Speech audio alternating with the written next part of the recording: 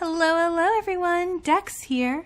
I'm still on vacation, so no webcam, but I just got a copy of Save the Villainess, saw the description, and knew I had to record the demo, like, right away.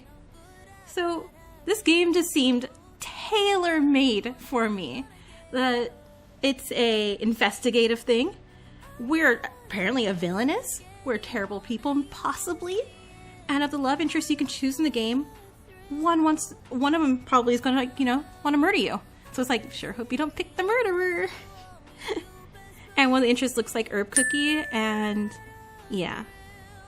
I gotta woo the Herb Cookie. So a special thank you to Best Laid Plans for giving me the demo early so I can record this and have this up by the release. I do have all the links for their Kickstart, their Steam wishlist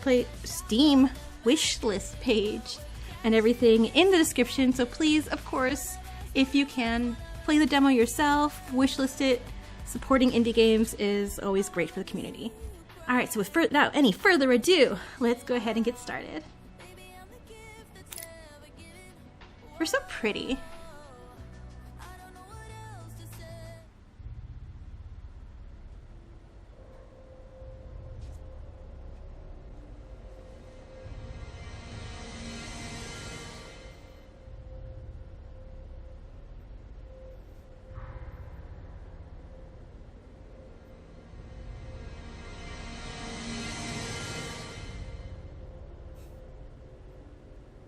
Life is Strange has kind of made me like terrified of butterflies, particularly blue butterflies.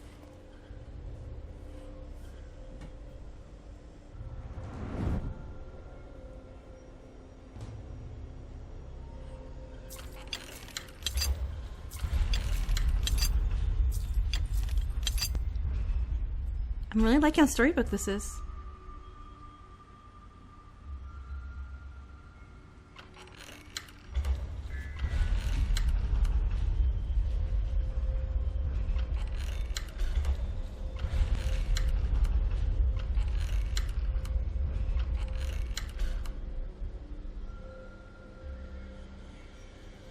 And the stage is set. I was like, enter Dex. Stage left from Bear. Yes? Oh, cool. My season of birth is fall. Continue. A fall birth. Yeah. What lovely scents, soil, leaves, and decaying flesh. Regardless of your unfortunate birth, we must move onwards. What is that? Do you feel that something is lacking? You would like some way to make this more about you? Very well. Your tastes are the highest priority. Pudding? Wait, oh, food of choice. Okay, I thought my name was gonna be Pudding, and I'm like, sure. I love the cursive. What? No capitals or spaces allowed. Okay. What is my what food do I like? I mean, I like sourdough bread. Is this gonna be like a term of endearment that one of the love interests is gonna call me? Because hey, sourdough. Yeah, I like it. Sourdough bread.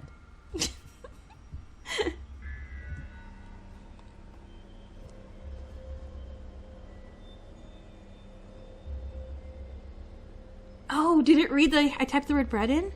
Full of mold that is left to sit and grow. Or I guess any food can get mold. Then run through flame and heat to conceal its vile origins. My, you will be entertained. You have exquisite taste, in your mouth anyway. Yeah, no, I am specifically known for trash taste. Were you expecting more questions? More focus on your desires? That time is past, after all. Yours is not the only story. The only story. Your story. Chapter 1. Wheel of Fortune! The purpose of existence is that one should always become conscious.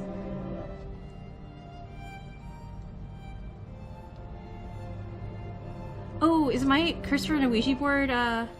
We'll do that. This guy. Hey. Hi. How you doing? Okay, so we'll zoom in on you.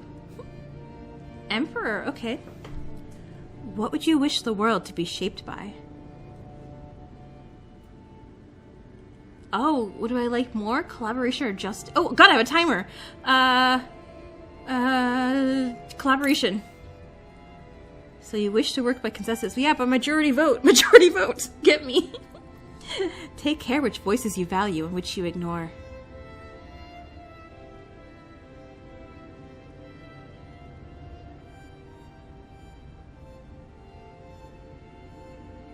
Can I talk to you next? No? Okay, bye!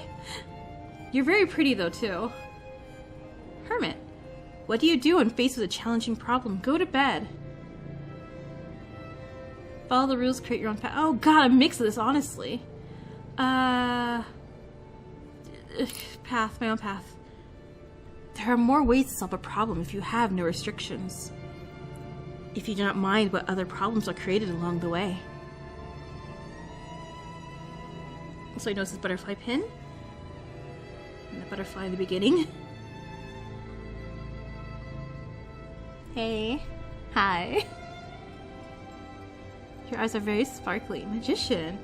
Which is more important to you? To find love through forgiveness, to love yourself and your my own strength. Loving and respecting yourself can help you overcome many trials. Are you willing to extend that love and respect to others as well? Yeah, of course. Thank you for asking me an easy question that I had the answer to immediately. I appreciate that.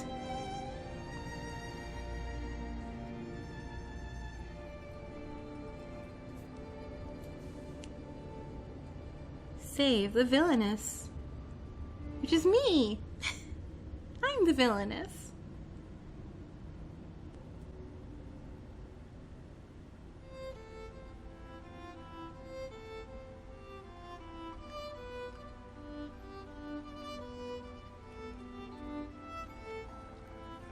Where am I? Who am I? And why am I in a strangely moving carriage? A strangely moving carriage with comfortable seat cushions. Very comfortable seat cushions. I feel as though this carriage is resting on elephants. Elephants atop an even bigger tortoise as it slowly swims through space. No.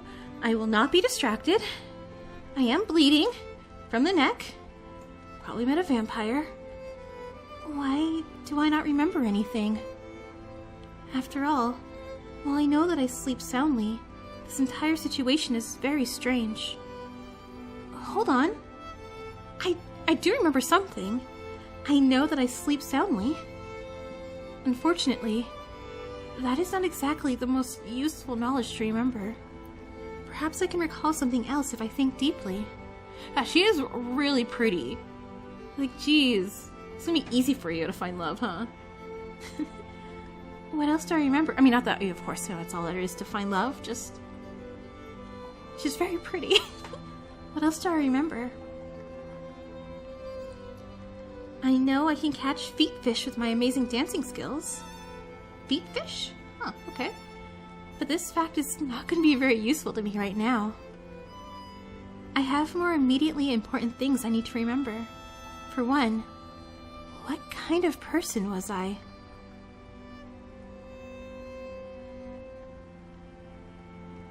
Why am I traveling somewhere in a slow-moving carriage on a lush, comfortable, yet oddly ominous cushions? And why is my neck so sore? If I reach and touch it...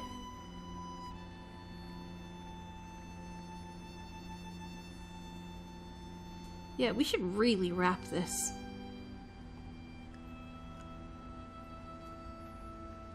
Wait, are we stabbed too? Oh, okay.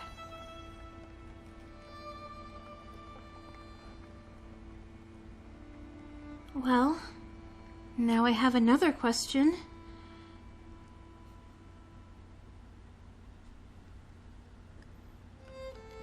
Why is my hand covered in blood when I touch my neck? Is someone trying to kill me right now? Are these incredibly large cushions murder weapons? Why do I know how to murder someone with a cushion? I mean, you could, you know, smother them, if that's what you're thinking. I have to calm down. If I'm going to survive and determine what is happening, I have to be serene. Which is hard to do when my neck is covered in blood. Serene.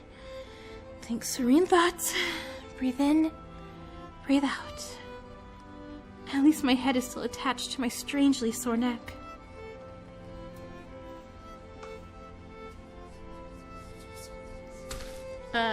That's a guillotine.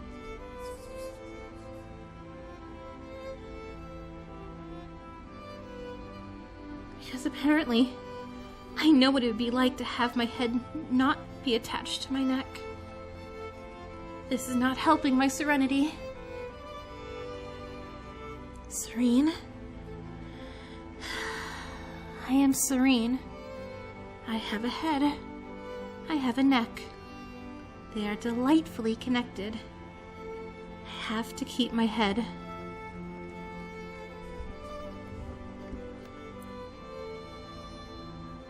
Losing my head would be fatal, figuratively and literally.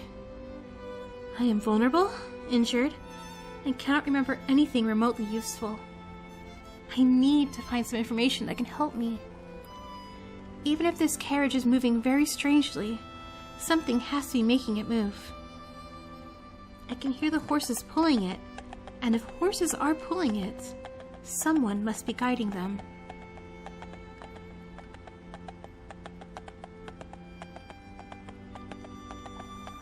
So, if I yell out the window,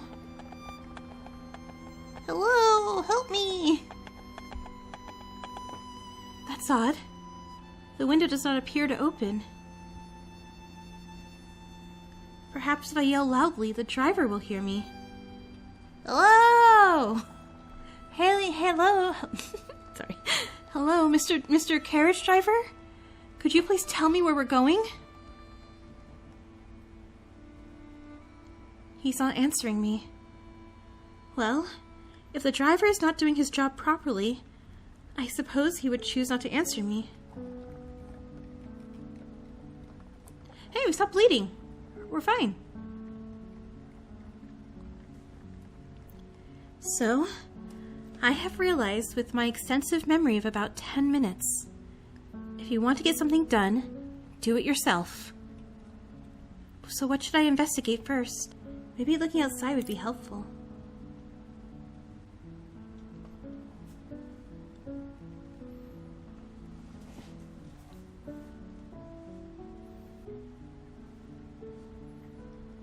Yes? Surely, I can learn something useful from where we are traveling. Let us see where the curtains are hiding. Jump scare, jump scare, jump scare. Oh, just fireflies, that's cute. Opening the curtain and staring out the side window was not my most useful idea. There are many trees, but even with those strange flickering lights, it's too foggy and dark to see much of anything else, including the front of the carriage. Someone must be driving me, but there is something very strange about the way we are moving. The carriage is moving so slowly that I cannot feel the ground moving beneath us. It almost feels as if we're going back and forth in the same place. The driver has also never spoken to me, even when I yelled to get his attention. Should I be concerned? I'm concerned I did not hire this driver. Why care? Let workers do their job in peace. If I am going to dream of guillotines, I should show more appreciation for workers. I know how those kind of stories end. And there is only one side of the guillotine that I want to be on. Yeah, I don't want to attend one either. If I want to keep my head attached to my neck, I need to think like a true working-class hero. Therefore, the working class has good reasons to not respect freeloaders and carriages. Be rude to your employer, driver. Well, I mean, don't yell driver at this person. You're trying, it's okay. She's like, union, thumbs up. Oh, what, light? I will make sure to support the revolution. Alright, just in case though. Can I save now? I can, hooray! I am on a common route. Cool. So what should I investigate? Oh! Okay, so cool, I can... I like how this pops up. Have I really looked at my hands? I know I was injured earlier and had blood on both my right hand and neck. Perhaps I can learn more by looking closely at my hands. My head also feels like it was split in two, and I want to know why. A good place to start for me would be to find the source of the blood that was on my hands when I touched my head and neck. Let me see if my right hand has any clues for me.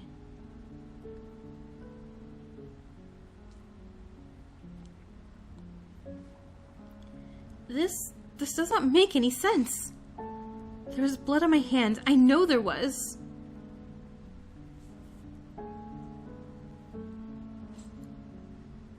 I just need to touch my neck again.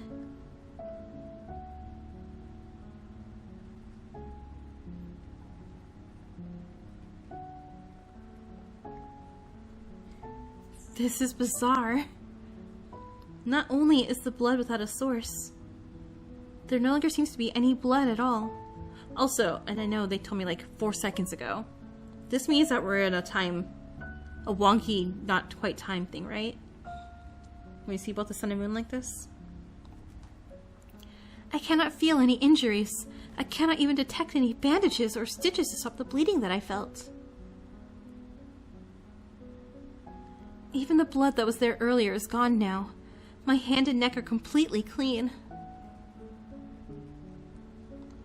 Even if I could heal in minutes, the blood on top of the wound should still be there. I do not understand what is happening, but I do have another hand. Perhaps that hand will not betray me.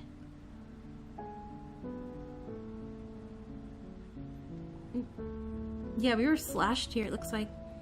So what does my left hand have to offer? Well, this hand has no blood on it, imaginary or otherwise.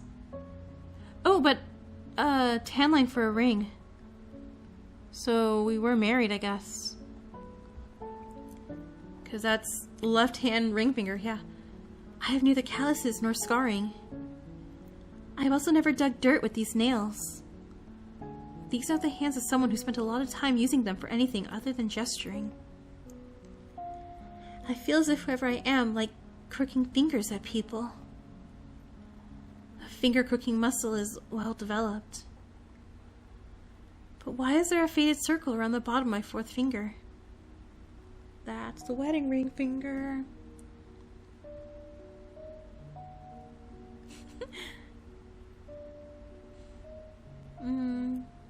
I had recently removed a long-worn ring.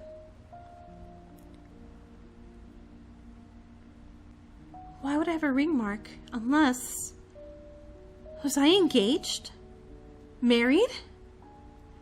Unless this is a plot of a very naughty book, I am sure that a lover would not have tossed me half naked and injured into a carriage by myself. At the very least, one would think I would still have a ring or some sign of their support. I am deeply afraid that my taste in lovers was very much like the state of my body right now. They both stink. What? Nah, you don't say. We have so much in common. So what should I investigate? Well, that shiny thing on the cushion, yeah. Or is that just letting me know I could click it? Cushions cannot be this beautiful and this terrifying without having secrets hidden in them.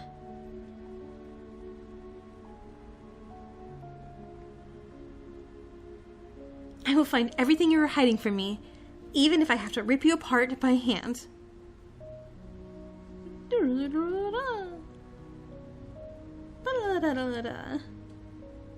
Oh, what am I doing? Oh, okay. Determination. Human hand. Attack.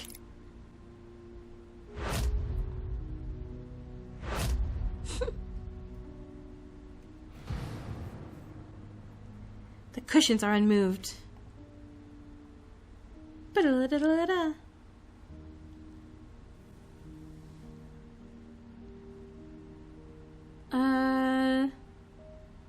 Ominous? Oh, I guess I can't click those. Okay, let's wait a second.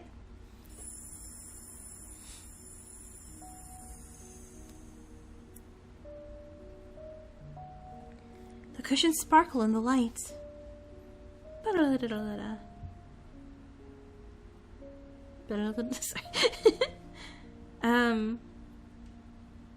Okay, I'll wait again then.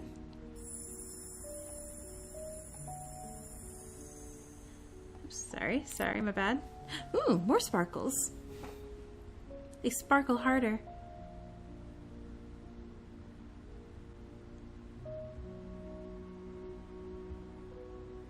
Sparkle harder. Keep sparkling. Ooh, okay. The cushions are blinding.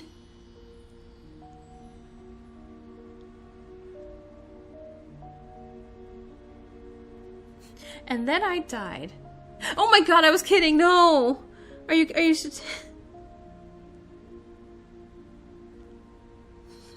Hey Dex, how did the new game go? Well, I stared into blinding cushions until I died. I can't believe I lost to cushions. Yeah, girl, I get. I have been defeated by cushions. Perhaps there is something I can learn from this experience. Do not stare into the light. Got it. Do not follow the lights. Noted. Whoever I am, I know when something is expensive. Even though, based on my condition, I am not an expensive person. Therefore, this is not my beautiful carriage. This is not my beautiful ride.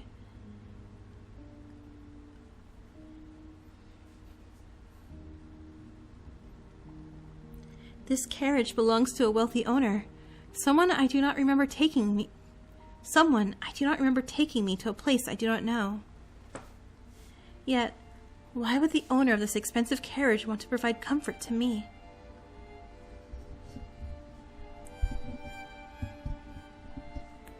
The cushions are a trap?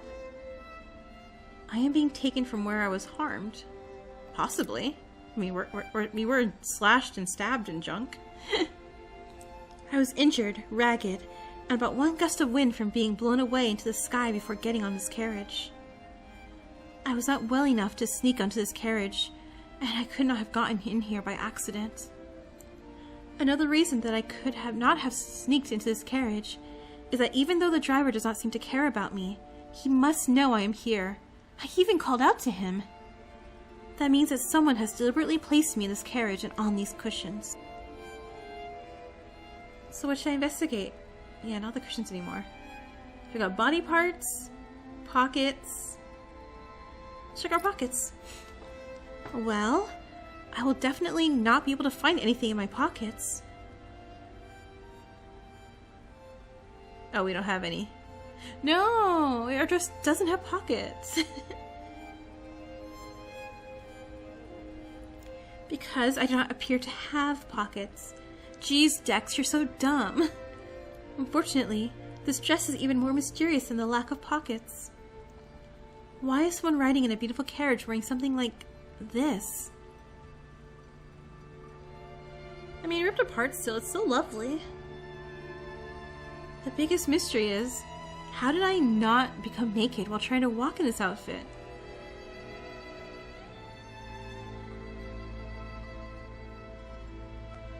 How are these rags staying on my body?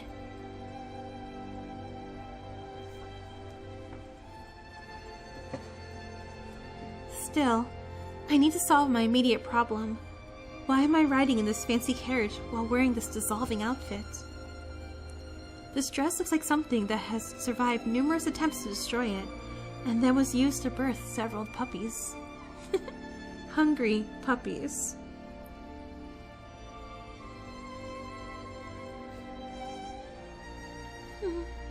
My head also hurts. Was I in this dress while it was attacked by the hungry puppies? Was that something from one of the books I used to read? So apparently I read. Okay, that is probably useful to know. In fact, this dress looks like something a beggar from a book would wear. I'm sorry, what fancy-ass beggar was wearing this nice-ass dress? But when I look closer, this dress appears to have once been very beautiful. This was not cheaply made. This dress also appears to have been damaged not just by wear, but by force. The dress and I have also not been washed for weeks, based on the overwhelming smell. Oh, okay, yeah. So we stink. Rip.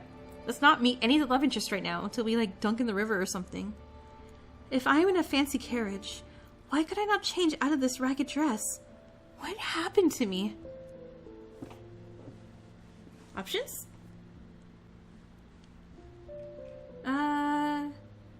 Oh, I could not change because I was a prisoner.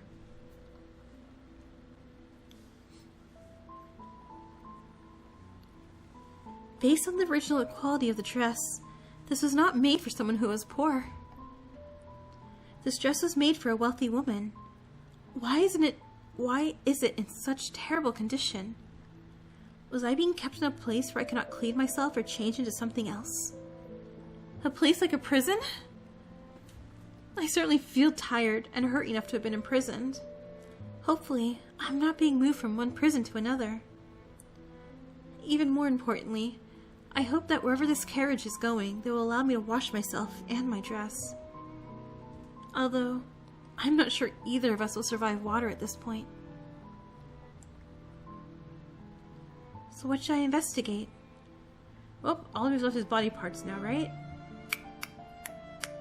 Yep. Well, when I investigate my body, my feet hurt enough for me to wonder whether or not they are still attached. The good news is that my feet are still attached to the rest of my body. The bad news is that there is definitely a reason for my feet to be hurting. You have no shoes, huh?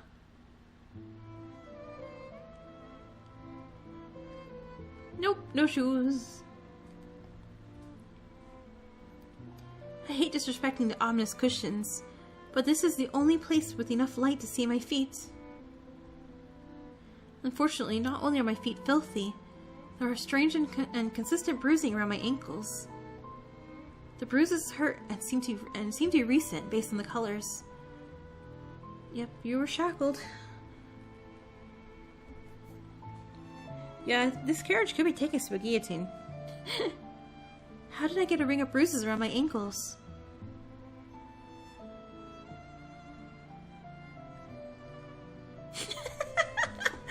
Never put your feet inside a bear trap. Excuse me, I was a trapper maid in Dead by Daylight. Please step in all the bear traps, I beg of you. Something was attached to my feet. So, beautiful dress, beautiful carriage, missing ring, shackled, on our way possibly to a guillotine. I think we were married to like some rich old ugly dude, had an affair, got caught, and then he's like, we're one of Henry VIII's wives, former wives. Like, her real name is Anne Boleyn. Okay, anyway, no matter how hard I grip my ankles, I cannot possibly create this kind of damage. It looks like something was attached to my ankles. Something that was heavy and hard enough to badly bruise them.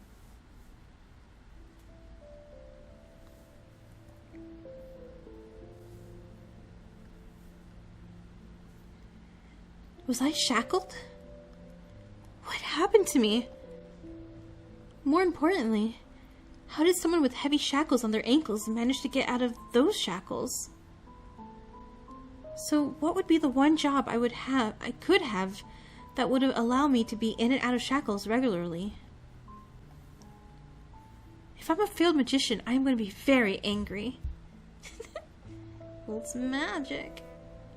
So what should I investigate? Are we not done? Nope. Yeah. Ooh, alright. I have realized. No more choices for you. I have learned my lesson. Left to your own devices, you will choose to fight cushions. I must find a way to convince you to make better choices. Do you understand what this is? Wait, oh no! So I failed the cushion, so I can't do. I'm in danger. No, not the concept of knowing what you're doing. Do you understand what this is? This is a lock. L-O-C-K. What does the lock do? Yes, it locks. In this case, one of your options is locked. Because of your previous terrible choices. I can go back though, but I'm not going to. The path that would proceed to a better future is close to you. Should you make clever choices, or rather, if the villainess makes clever choices, a much better path will be unlocked and available. Wait, do not be too eager to ignore the path that will end in failure. In a world of many possibilities, there are some things you can only learn when all hope is lost. Will you lock yourself to the story you most want to hear? Or can you open yourself up to the truth? I realized.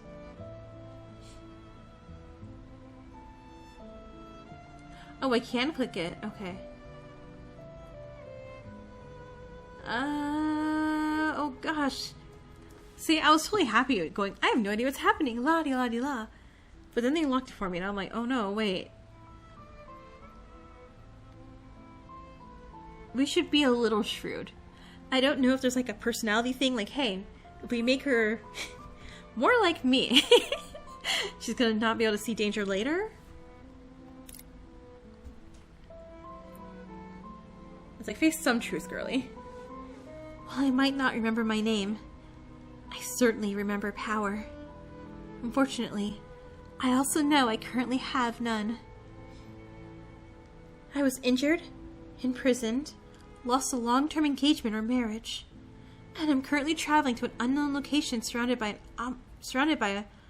ominously comfortable cushions. Okay, girl, give up on the cushions. Just give up on them, okay? However, this is not how I always lived. I was obviously once wealthy.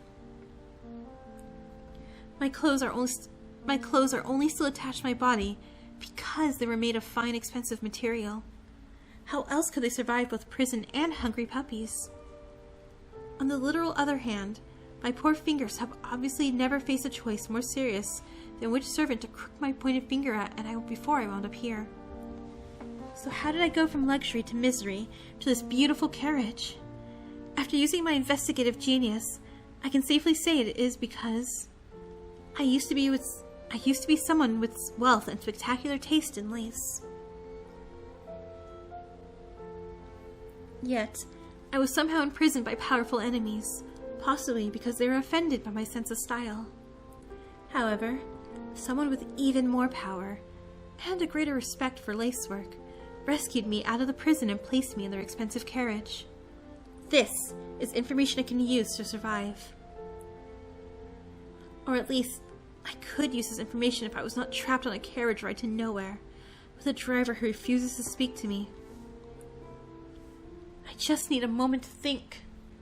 I could have sworn I saw a light in the window. Am I imagining things? For a moment, I felt more real and less like a creature lost in a strange dream. More importantly, was that light someone coming to meet the carriage? That gives me an idea. I know that the patron who pulled me out of prison had the power to rescue me and put me in this gold-lined carriage. This means my patron must have both money and political power. If only I could borrow some of my patron's power. A power that people obviously respect. Okay, if you become a warlock, it's gonna be a really, really cool game. Oh. Are we stopping? Is the carriage stopping? I have a bad feeling about what the driver is planning to do by stopping in the middle of nowhere, with no destination in sight. I have no way to protect myself with my dissolving dress and unmovable yet ominous cushions, so I will have to find some other kind of power. With apologies to the revolution, I am going to have to use the most ancient path to power. Name dropping the most powerful person I know. Oh, thank goodness you are here, Mr. Driver. I'm glad you came to speak to me about speeding up the pace of our journey. I thought we were going to be like, hey, pro-union. After all, when I look out the window, I can see a light of my patron ahead. My patron is obviously impatient with how slowly we are traveling. At this rate, my patron will be here before you even reach the front of the carriage again, and that would be unfortunate for you. After all, while I support the rights of workers to have needed rests, not all powerful people are so understanding. We're not helping ourselves. If my patron is already coming out to meet us, they might be concerned about the delay. Still, no matter what consequences you face for your bravery, I will support you. I will still be there for the revolution, comrade. Power to the workers who make the country and this carriage run. And then I got shot.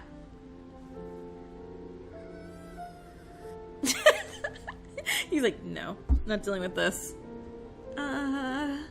Did it work? Oh, okay, so we're now in time. It's nighttime. I knew name dropping the owner of the carriage was the way to survive. The rights of the working class are very important, but sometimes you need to have the power to purchase large carriages to make things happen. Finally, I am getting somewhere. Perhaps this time I will even remain conscious.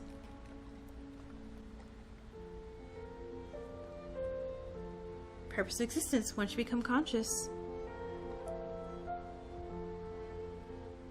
Chapter 2. The Tower. Hey, I made it chapter 1 alright. Awesome. Well, I mean, we'll also fight against cushions, but you know, in general, okay. There is no coming to consciousness without pain. God, I feel that, Carl Jung, every morning when I wake up. I'm like, ugh. There are so many stories that can take you on journeys to your dreams and nightmares. You imagined yourself the heroine in every one of them. Whee! Do you remember? Do you remember your sanctuary from a cruel and unforgiving world? Do you remember the hours spent reading until your eyes were so dry you could no longer weep? So many charming stories featuring swooning sweethearts who would overcome all obstacles to their love. You have spent countless hours with perfect princes, icy northern dukes, and charming childhood friends. We were a book talk girly, apparently. But it's easy enough to leave a story hanging. Can you do the same with your own life? Can you walk away when you are trapped in the story? Uh-oh. You may not have realized, but you are trapped in a tale you once knew well. With the power to write your own story, what would you want for yourself? Power? Love? Or something else entirely?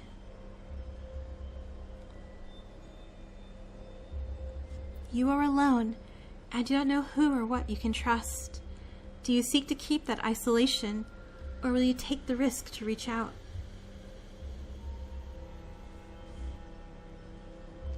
Above all else, a single wrong choice, like fighting those cushions, a moment of inappropriate hesitation, and you will not live to leave this cursed story.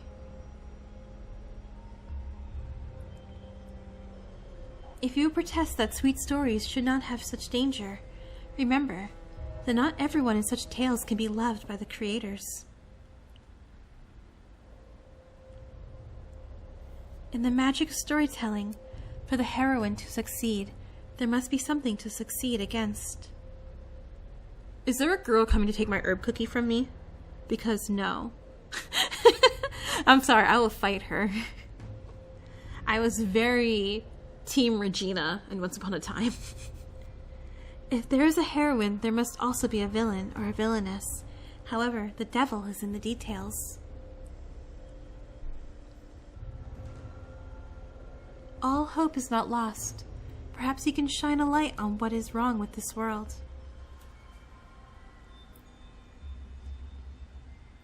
What is the balance between your sins and your glory?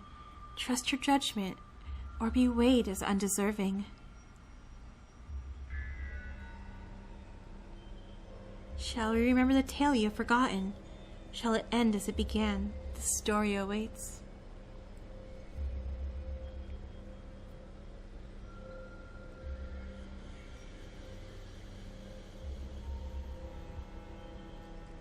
Once upon a time, there was a lovely heroine who wanted to be loved. Her golden locks and deep blue eyes showed she was worthy of the kind of devotion that could only be found in dreams. Though she was but a commoner in the land of noble magicians, her power and beauty made her a flower rising out of the filth of her birth. All those who knew this heroine told her how special she was, and that she was destined to find love, and all those who knew this heroine told her how special she was, and that she was destined to find love with one as special as herself. Yet her beloved was engaged to a wicked noblewoman. Could the heroine capture her beloved's heart and win happily ever after? First, the heroine had to overcome the most terrifying of opponents, her beloved's fiancé. That's us!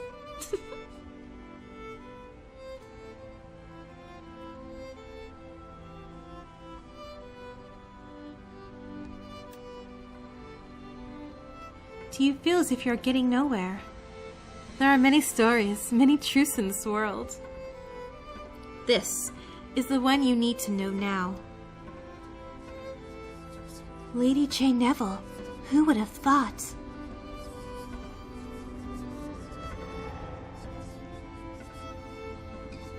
She deserves it for harassing that poor commoner. She deserves it for conspiring against the kingdom. She deserves it for pretending that she was anything special. Okay, that's a little rude. for you know, tyranny and traitor, kingdom traitoring, whatever you call that. I understand, but not special. Was he not her fiancé? The one the commoner is involved with? Well, he made the obvious choice when you consider Lady Jane's deficits. Rude. Oh, this is so exciting. Let us see Lady Jane pay.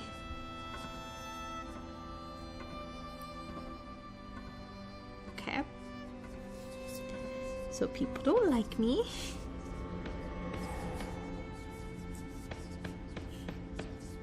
Order, order, order. I will have order in this court. I am presiding over this trial, and I will have order.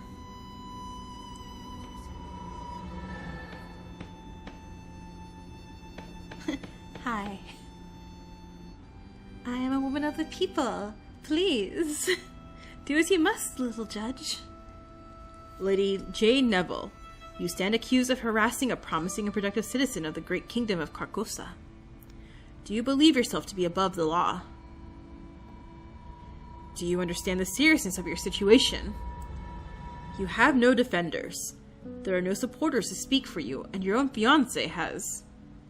If I might interrupt? Not until the verdict is pronounced. This is an impartial court. Lady Jane must be sentenced to execute... I'm sorry, for harassing? I'm being executed? Or the tyranny thing? Oh my god, why my brain can't think of the word? When you're a traitor to your country, there's like a special word for that. Treason! Yeah, wait, am I not being tried for treason? I'm being tried for harassment? Well, I mean, that's still not good, but like... a bit much. I insist. As the fiancé of Lady Jane Neville, I invoked my legal right to speak to her fate. Proceed. Also, excuse me. Does the court truly wish to make such a quick decision on her fate? To truly reflect on and understand her actions, she must be removed from the situation. I call for exile. Wait, what? Exile, exile, exile. Order, order, I will have order. By his right in the laws of Carcosa, the fiancé of Lady Jane Neville has determined her sentence. Lady Jane Neville is hereby condemned to exile. So, all this time, you were the one who planned this? My fiancé. My beloved. My betrayer. Exile, exile, exile. They're cheering for it. They're like, woohoo! She can't show her face around here again. Exile for one without support is the same as execute. That's a little different. Yeah, let's avoid this.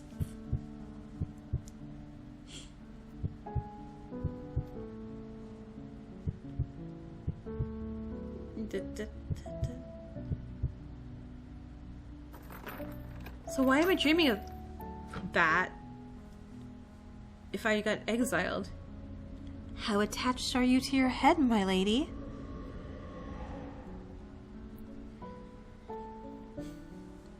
A little attached.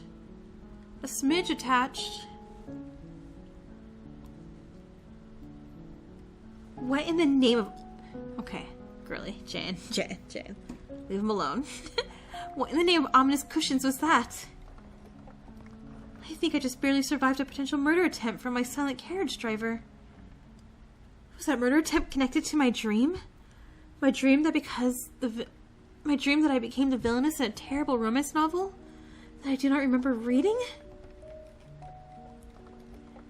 That would explain why I'm a rag-covered amnesiac who has a strong understanding of guillotines.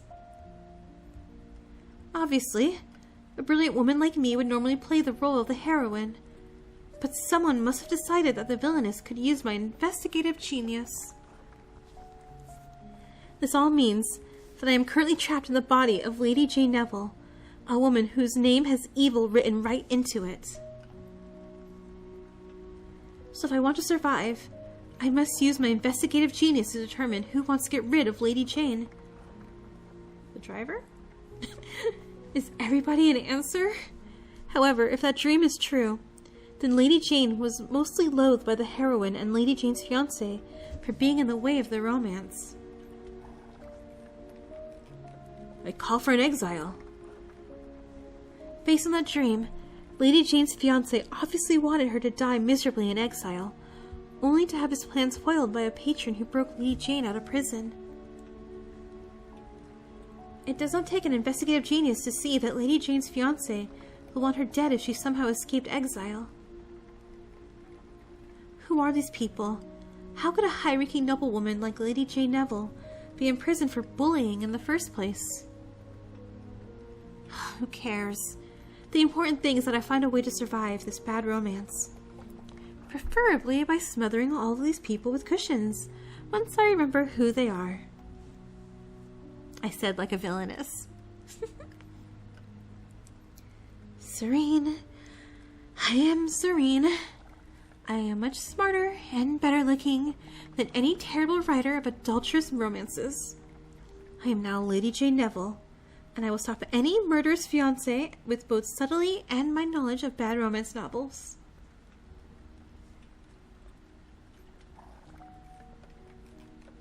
I just need to get out of this carriage first.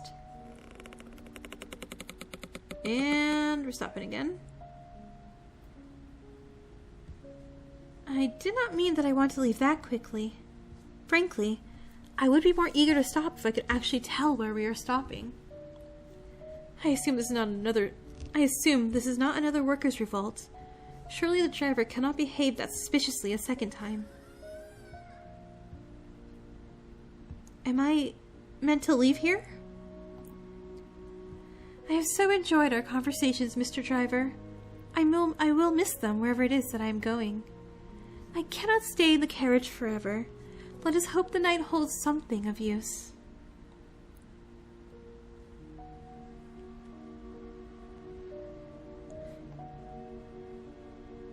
Somehow, this view is even less appealing than it was when I saw it through the window. We're just hiding behind a bush. Hey, wait! Are you planning on leaving me here?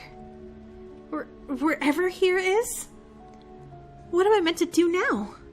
Hope for enlightenment? Fine then. Let there be light. Is it a tower?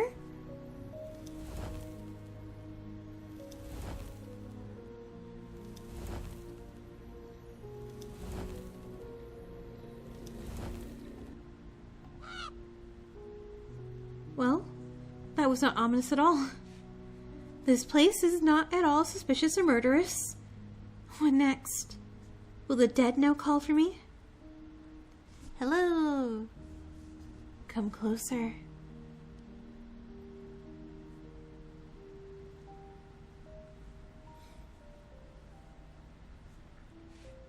Yes?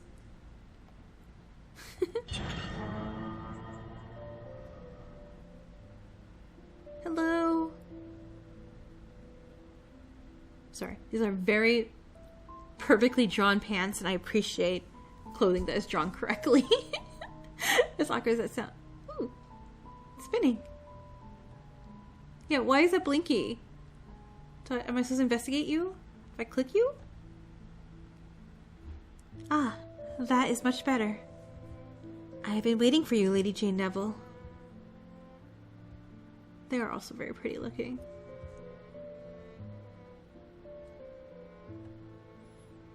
Welcome to the house. So that confirms that the dream was real. I am trapped in the body of a villainess with amazing hair and poor taste in men. It is reassuring to know that someone in this story is both polite and willing to not instantly murder me. Yet, if I am currently the story's villainess, how much can I truly trust this person? I have 1,000 questions to go along with my new name, but I cannot afford to ask any questions unless I am very careful. I must be clever, calm, and in control. I must find the perfect way to respond to the servant's welcome. This is a lovely house. Do people often survive the night in here? Yes. For certain definitions of survive. Ah, that is very comforting.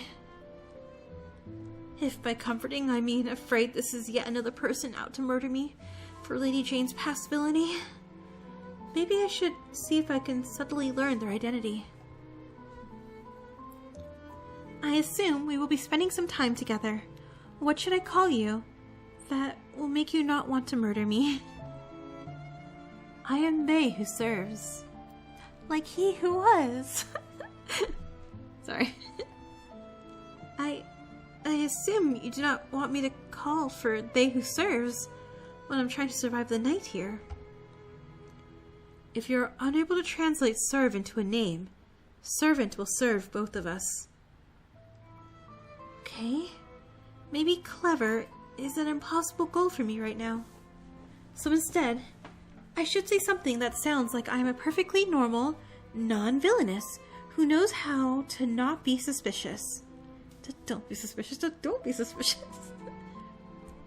If this person is dressed as a servant, and I'm supposed to be a noble lady, I should say... Am I allowed to rest? This has been a very difficult night. May I have a bed, a hot meal, and an entirely new life, not necessarily in that order. I am currently unable to grant permission for soul transfers, but I am disappointed in your lack of ambition. Oh, okay. If you must plead for permission, why not request a new world as well as a new life? Okay. Can I request a new world then? One without so much exile and adultery?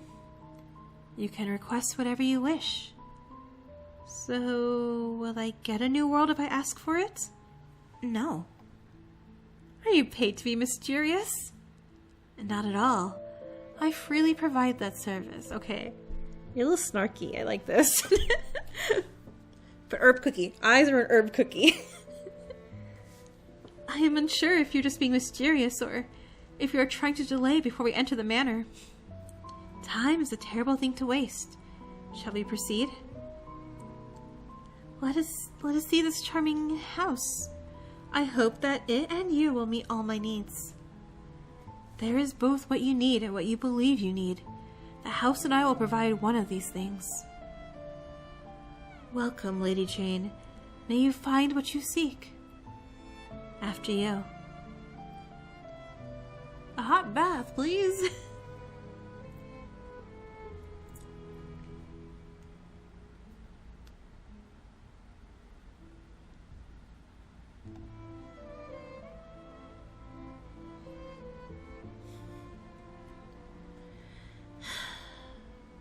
Okay. Are we freaking out?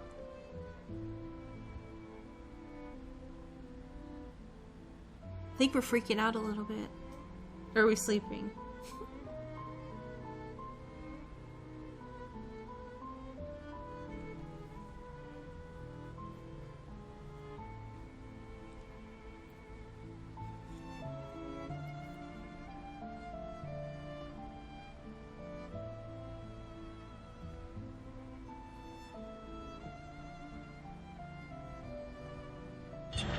Nope. Okay. Okay. I'm awake. Hello.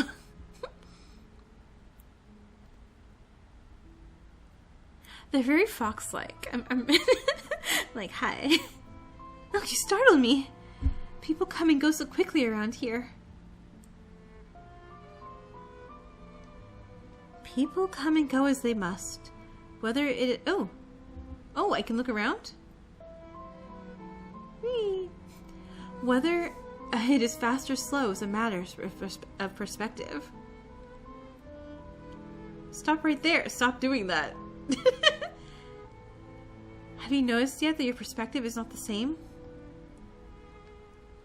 Of course you have not. Let me try to simplify things. This is Jane.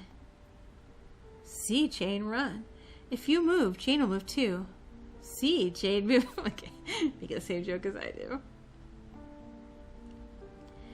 There will be moments where there'll be moments where the perspective changes and you will be able to see things more clearly.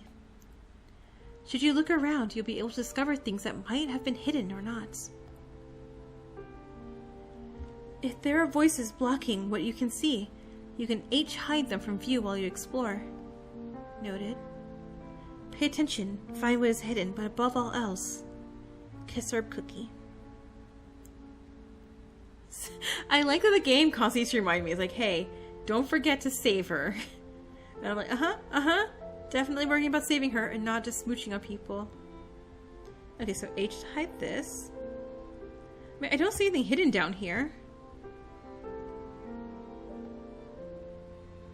Alright. Yes, speed is obviously something that can only be measured by feelings. Oh, excuse me. Oh no, it's clicking. Scroll the mouse, cannot. Hello, little creepy axolotl. Yes, speed is obviously something that can only be measured by feelings.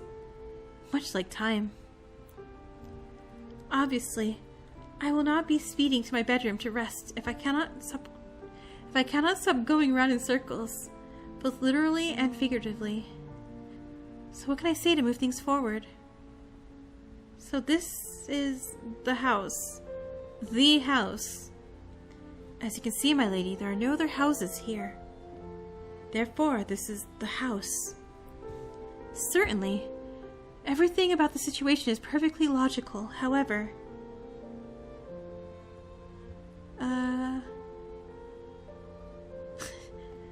I'm ambitious. You want me to be ambitious, right? Can you tell me something useful? I am tired, dizzy, and scared that I'll be strangled by pillows. I just want one helpful piece of information so I can sleep in peace. So, like all else, use is a matter of perspective. Those who are wise can find use in anything. Fools find use in nothing. I am not sure, my lady, I have anything of use for you. Rude. Okay. Kinda like it. I have no idea what I know or do not know at this point. I need to find some information that will help me stay safe while living as Lady Jane Neville. I also need to find a way to earn the servants' trust so that they will support me against my murderous former fiancé. Maybe subtle flattery might help convince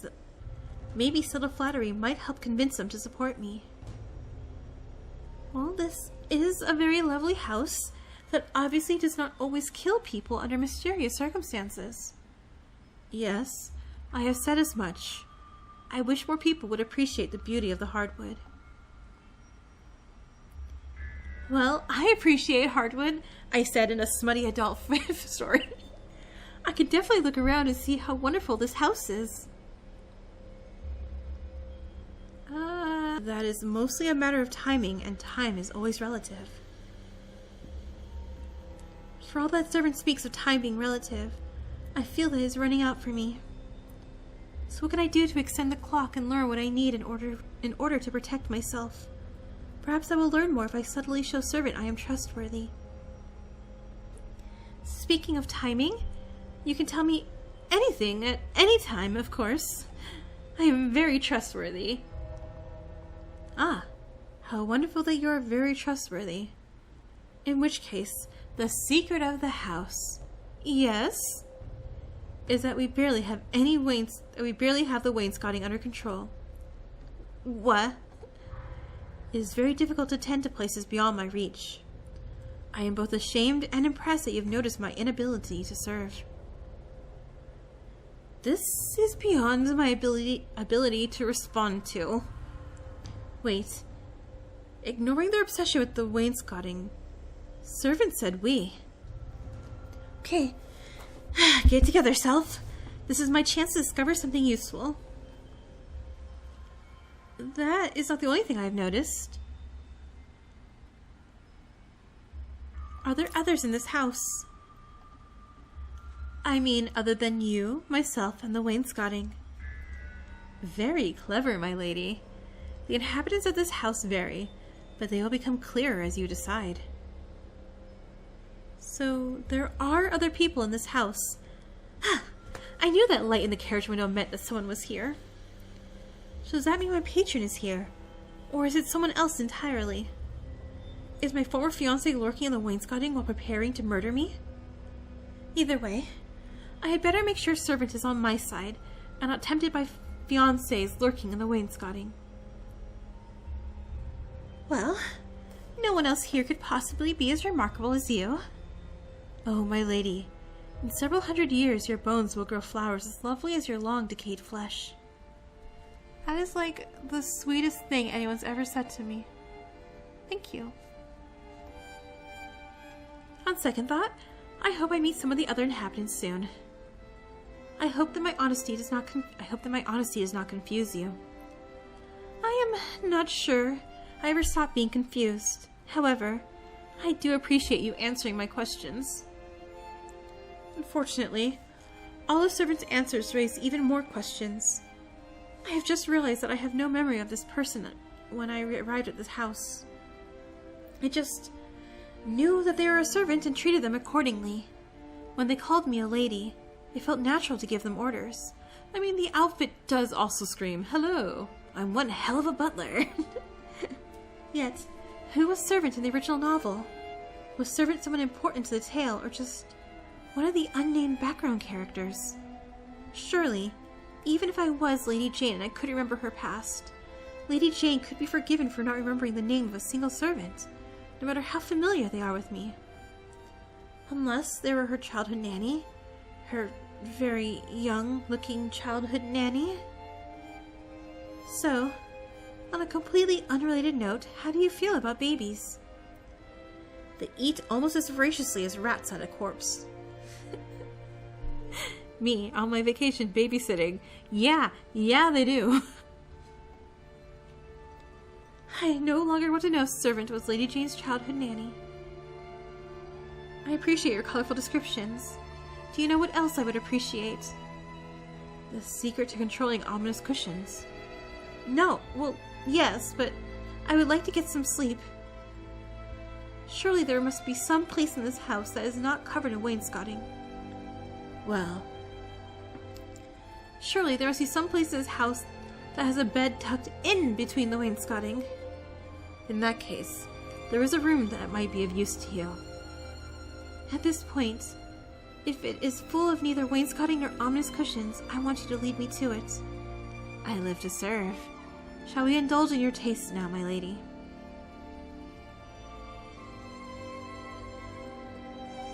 Let's go!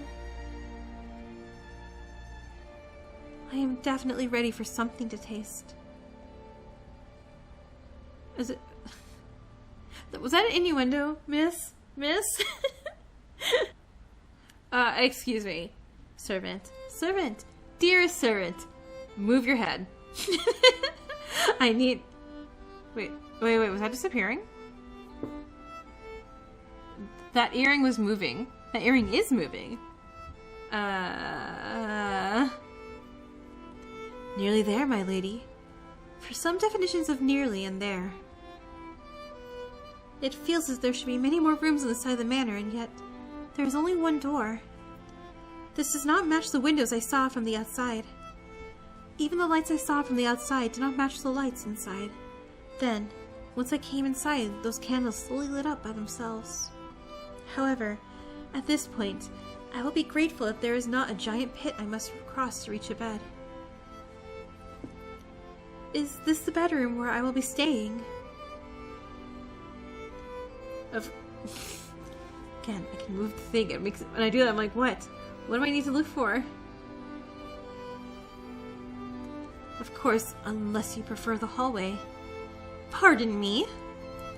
Well, it is a beautiful hallway.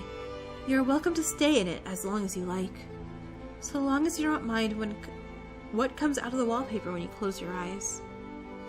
Oh, hold on. Aha. Lady is smiling at me?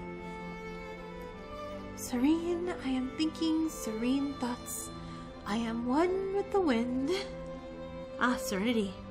I wonder what that feels like. Oh, me too, servant. Now that we have something in common, I should ask servant a question to better understand what is happening in this house. After all, I'm supposed to be trapped in a bad romance, not in a horror novel. Yet, it is clear that there is something very odd about this manor, or perhaps about servant. To help me become serene, I have something I need to know.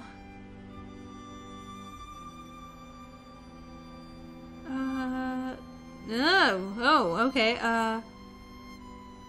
do you usually see things that are not there? I can only see what can be seen. So everything you have mentioned is visible. I can only speak of my own view of the world. You claim to see things coming out of the wallpaper, as well as rebellious wainscoting and murderous pillows. Perhaps you could tell me what you do not see. I cannot see your investigative ability. I am not sure whether or not I was just insulted. However, the only thing worse than being insulted is having to ask whether or not you were insulted, so... As I definitely understood your clever words, and I am not a dum-dum at all, I am now ready to sleep and think about how clever you were. What a coincidence. I am ready to stay awake and think about the same thing. Well, I am ready to take my chances with whatever is beyond that door.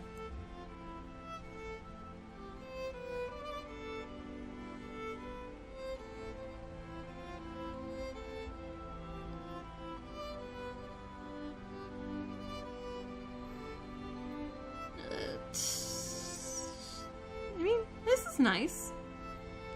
I don't say anything bad about that. I can't say anything terrible. Thank you, servant.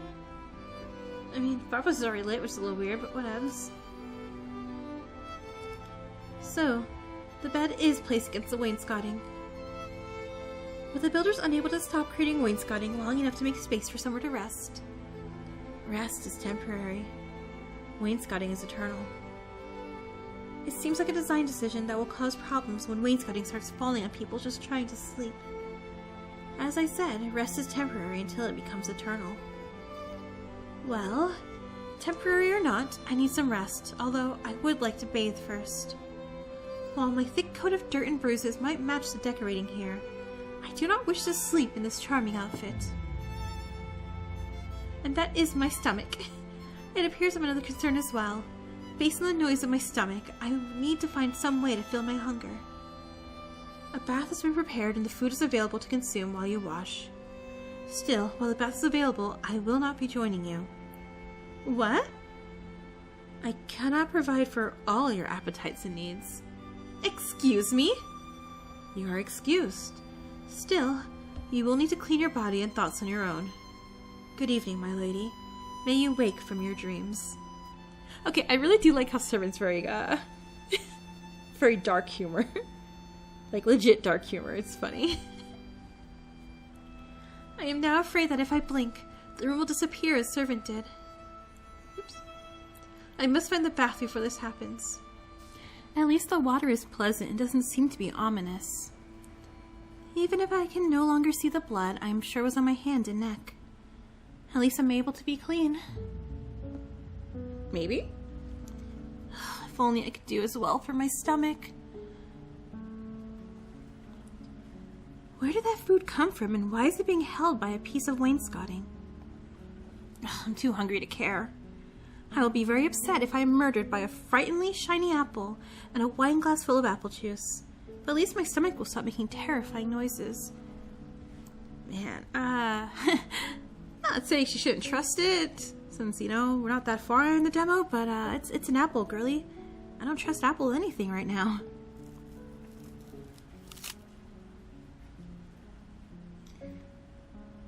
Well, at least that was food and not wainscoting in disguise. So what do I do now? Am I meant to wear these rags to bed? Am I meant to sleep undressed? That is definitely a nightgown. I'm going to assume it was hiding at the bottom of the wine glass. Although, I am tired enough to have imagined the wainscoting dropping it in front of me.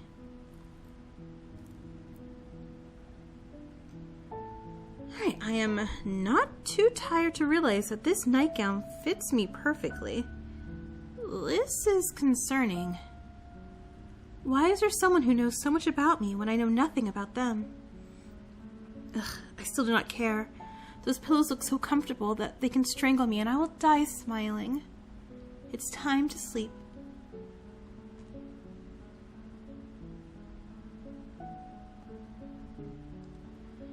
I hope my new dreams are kinder and less strange than the rest of my day. Oh, your nightgown looks cute.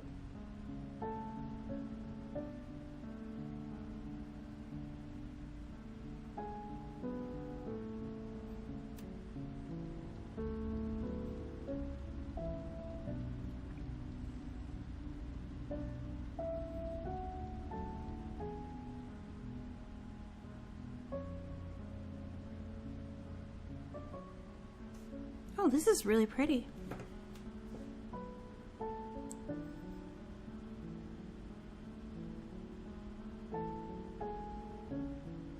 A scenic meadow.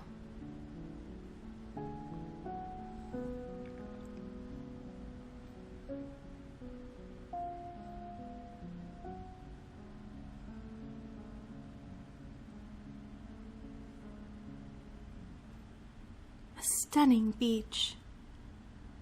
Now this is very pretty here.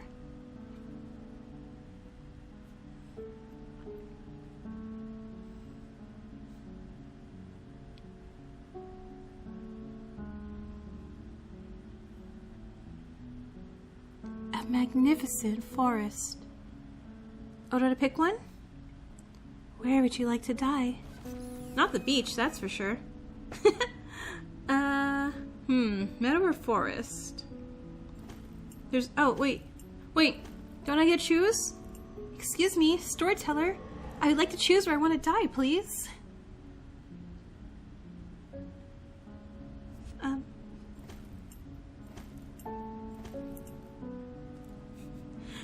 If anyone's seen the anime Princess Tutu, it's kind of giving me vibes of that when, oh my god, what's his name? Drosselmeyer. How he controls, like, the whole story thing in his little, like, fourth wall breaking play thing.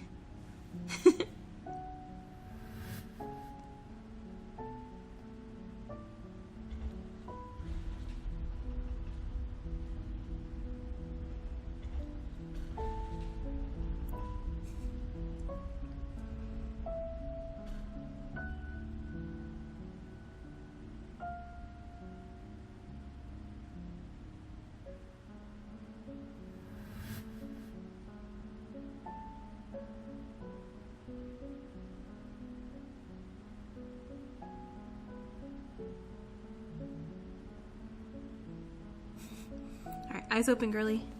Eyes open! I want to meet some people. Let's do this. So, I'm unable to escape from this horror even in my dreams. Is this meant as an attempt at intimidation? Well, I do not respond well to intimidation. Or do I? I know I'm trapped in a story I read, but it is hard to remember who I was before this. Perhaps I was affected by whatever hurt Lady Jane. No, this is garbage. If I cannot remember my own past, must I be cursed with ominous warnings meant for someone else? Obviously, my tormentors do not know me very well. After all, even if I do not know myself, well, I know one thing. Whoever I am, even if I am trapped in the body of a villainess, this story is determined to destroy.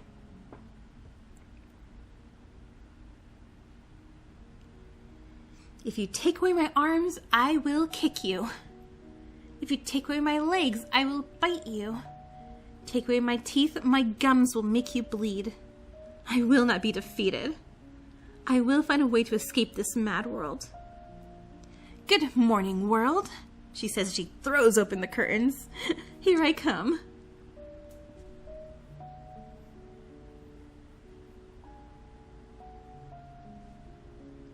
After I find some clothes that are not transparent in the light.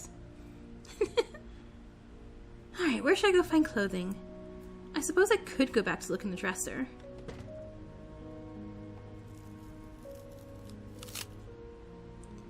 I'm a little concerned about this house's obsession with giving me apples. Is it to say I look like a roast pig? Regardless, I will save an apple for the future in case there is somewhere where no wainscoting to provide me with food, as impossible as that seems. At least, I also now have a suspiciously well-fitting dress that will not suddenly tangle around my legs should I need to flee. This nightgown was beautifully made, but delicate things are not very useful when fleeing for your life. I will be a champion fleer in this dress. Oh, that looks nice too. We're not beating the villainous vibes, though. That is very like, hello, I am your new stepmother. I'm definitely not evil fairy tale vibes, which I like. So before I flee, I need to find out more information about Lady Jane Neville and the people who want to kill her.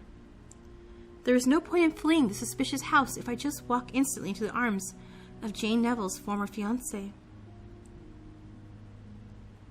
Who knows? It might not just be Jane's fiancé who wants to murder her. At some point, I need to see if she just has, like, a murderable face. No, it's pretty. I like it. I shall explore this house and see if I can find its mysterious other residents, and subtly learn what clues they can tell me. Then, I will flee in my very fleeable dress. It's so comforting to have a plan.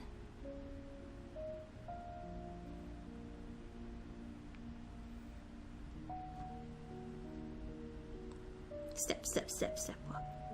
Hey! Oh, there she is. Hi, Merlina. Nice to see you again. So, where shall I go now? Do I get to choose?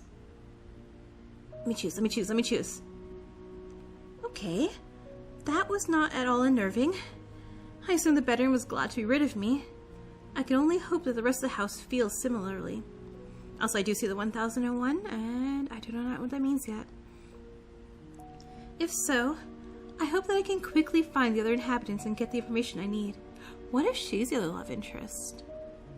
Yeah, I see that smirk. She's like, what? Me and you, huh? This is strange. I could have sworn this hallway had another entrance, yet I only see the door to the bedroom. Perhaps if I go back to the bedroom, I will find another exit that I missed.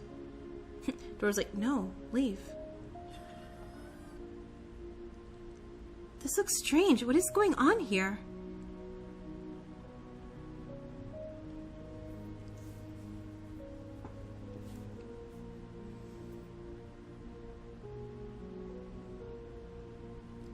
This is not the bedroom. Hello? Hello? Is anybody here? None of this seems right. Okay, look around. Look around. Do I see anything? Do I see anything? No, I don't. If I look around, this seems like a manor long deserted, not a house that's been lived in by multiple people. What is going on here? The Crown Prince of Carcosa is behind the door. What will you do? What? Oh, shit! Time to curtsy! Curtsy! Who is this voice in my ear? Am I supposed to show respect? It seems wildly ridiculous to curtsy to a door. Perhaps the house is in the habit of naming its doors after royalty. I can probably afford a curtsy if it makes the situation stop. Serene. I must be serene. Oh, this is ridiculous. If I move closer to the door...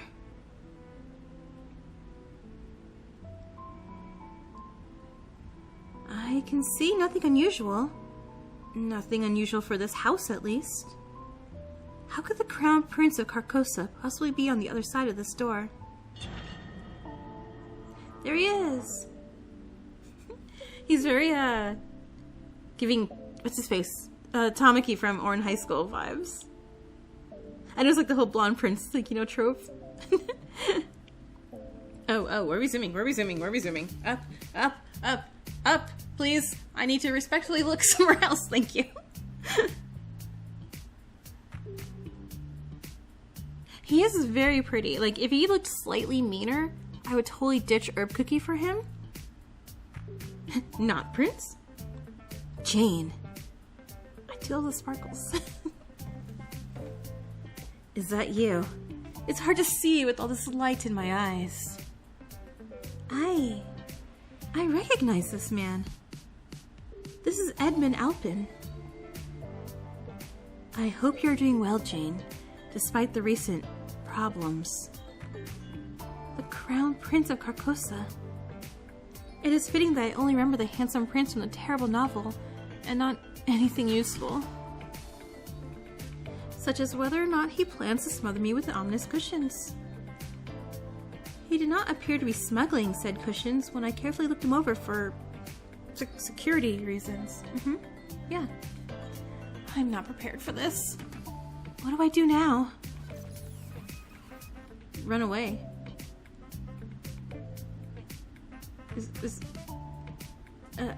Hello, Your Highness. Goodbye, Your Highness. Jane. Oh, wow, we ran. We said hello first, so we were very polite. This is gorgeous. Oh my god, no, wait, let's live here. Please? This looks nice. I could have sworn that there was not a giant hedge in front of the manor. Well, it was very dark last night. More importantly, I am a simple woman. When an ominous voice whispers choices in my ear, I expect those terrible choices to be honored. Forcing my body to run when I have chosen otherwise violates the spirit of ominous voices. Should I not have been allowed to curtsy so low my knees escape from this stupid story? Think of my escaping knees. It appears you doubt my guidance. Well, would you be pleased to listen to an ominous voice in your ear? Point taken. Also, your advice is terrible. A good ominous voice would at least let me say something impressive, such as, "From the depths of oblivion I curse thee," before I had done something stupid. You made me say, "Hello, Your Highness, goodbye, Your Highness." How can I be a good villainess with such pathetic words?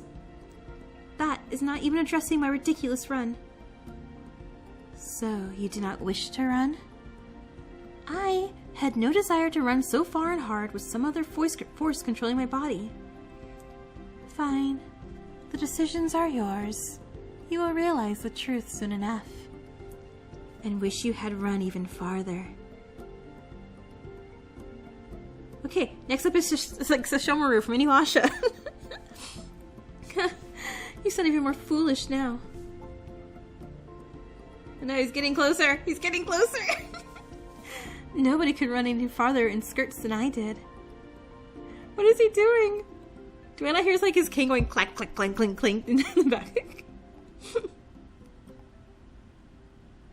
So I am finally free of voices and in a scenic hedge. At least until I stop worrying about terrible romance novel fiancés until I catch my breath. Oh no, not again, not again, not again. I'm sorry, I really appreciate people who can draw shoes. I cannot draw shoes for the life of me, and it bothers me. And so, you know, seeing good shoes, I'm like, oh wow, those are really nice shoes. Very nice shading on the hands too. See, I'm not even looking anywhere I'm not supposed to, sir.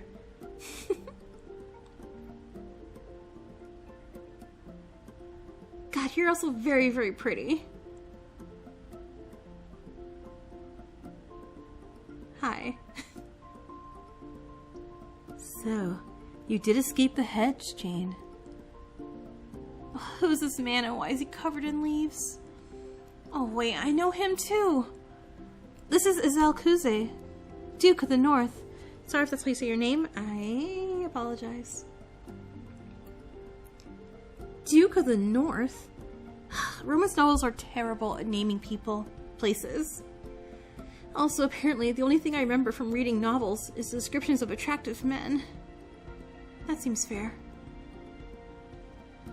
And that is why it is important to determine whether it is a good hedge or a bad hedge before moving. You have to be careful about hedges, Jane. I do not want you to be hurt by a bad hedge. Somehow, I have missed everything Lord Isekai said. I will need to subtly change the subject to hide my inattention. Do you enjoy lurking in bushes, Lord Isekai? Sometimes, I have to do things I do not enjoy in order to do things that I do enjoy. Though I wish these leaves would stop following me. Duke Isel's presence forces me to realize that my situation is even more confusing than I imagined. I was so sure that Prince Edmund was a former fiancé that I was escaping, especially since I was literally forced to escape from him.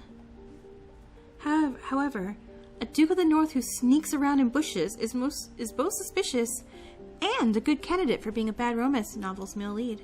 A bad romance novel's male lead. Which of them was the fiancé who betrayed Jane and sent her into exile? It's gotta be you, right? I mean, I feel like I got hypnotized into marrying you with those eyes, and I'm like, oh no, and I gotta escape. Maybe. No, not looking at you anymore. Unless, could one of these two men be the patron who helped Jane and me escape from prison to come here in the first place?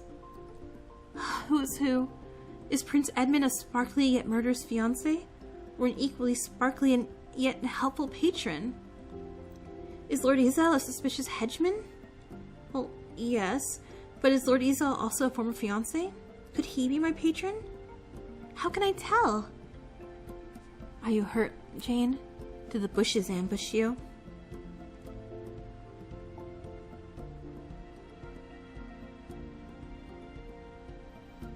Why am I surrounded by people who want my destruction? Probably because they're jealous of how hard you have been training. I'm sorry, pardon me? Jane, you have always been the hardest working person I know. Your enemies must have seen your efforts and grown jealous of you. They have? Then what should I do? Obviously, you must train hard to overcome all future trials. Luckily, I'm here to help you. By the time I'm done training you, no one will doubt your strength, brilliance, and cunning. You will overcome every last obstacle. Does this strange Duke of the North even know what genre he is in? We're supposed to be in a bad romance, not an action-adventure series. What is this, One Piece? Perhaps I should have fought harder to stay with the prince dressed like a human chandelier. Okay, that may be unfair. Duke Isekai may not be quite as obsessed with training as he seems on first impression. Perhaps he has other sides to his personality. It's good to see you again, Jane. I've been waiting in these hedges for some time in hopes of our next meeting. Okay, well at least he's not only interested in training and growing stronger. He's also obsessed with hedges. Having diverse interests is very important. Yet, this is not helping me determine whether or not he is Lady Jane's fiancé, and whether he is training her to survive, or whether he wishes her to die in some sort of training accident. Still, I do not remember any male leads in romance novels being so focused on hedges. Then again, I don't remember any romance novels at all. Perhaps romances are mostly centered around hedge care. Unfortunately, I do not think the ominous voice is going to help me run anymore, so I have no easy way of leaving the situation. So how shall I answer this hedgeman, who could be either friend or foe? Yes? I like when the mouse fights me. What? What do you need from me? I don't love him. So you wish to know more about love? You seek me as your tutor? Your trust in strangers and talking to objects is noted. I have created a gallery that will provide you what you seek. You will be able to judge affection through writing, portraits, moods, and numbers. After all, you love to see success in every form. Do you consider success to be bringing happiness or misery? Your pleasure is your choice. What story will you tell? Or what story will be told of you? Bye, narrator.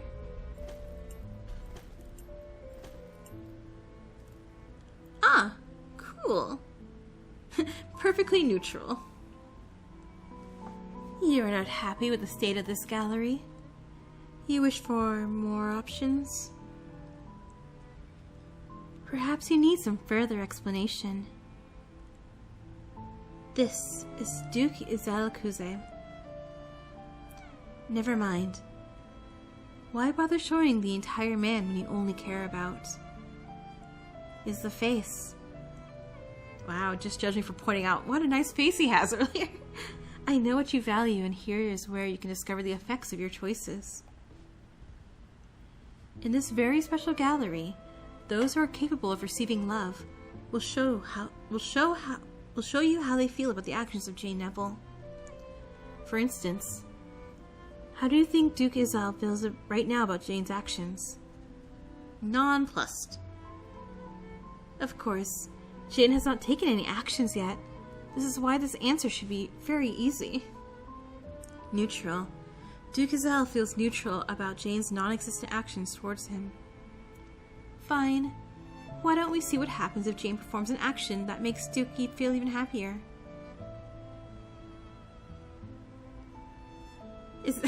I saw that smirk. I saw that little smirk. Is that not an incredible difference? Can you not see the joy beaming from his face? Perhaps Duke Isekai's expressions are not as informative as we could hope. In which case, I have helpful numbers and instructions to share with those less perceptive than myself. Numbers! I want a stat sheet! Give it! Like all good galleries, we have a helpful explanation of the portrait to help those with less understanding of art. As you can see, it currently says that Duke Isekai feels perfectly neutral. Should an action be performed that makes him happy? He's one part happy. So I don't know why that's funny to me. The writing will show the change in his mood, adding or subtracting the amount he is happy. There will also be signs. They will not be signs because I clicked those off. Watch the story play out or be a true detective, which I clicked detective. You are still complaining about your lack of options, are you not? Very well. I live to serve. While this exhibit is not yet uncovered, you will find a portrait for it soon enough. However, these portraits will not last forever. The choices made will determine who is capable of being loved, and who will have a curtain drawn over their future. Choose wisely and remember.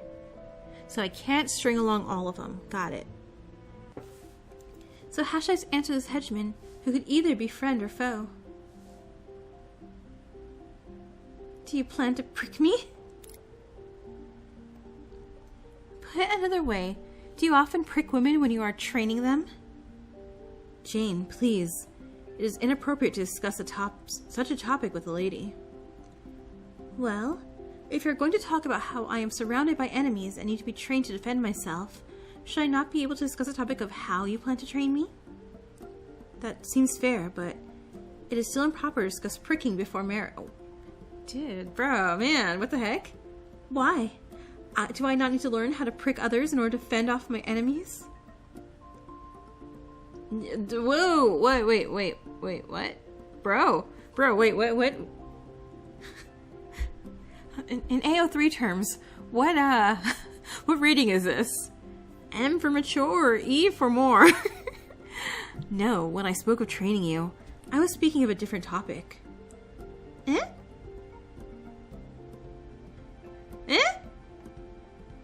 They are?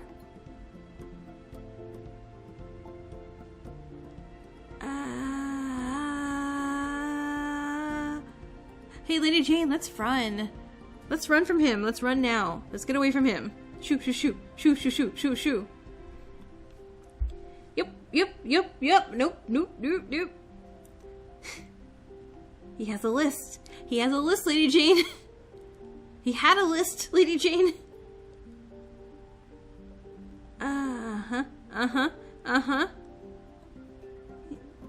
Yeah, okay.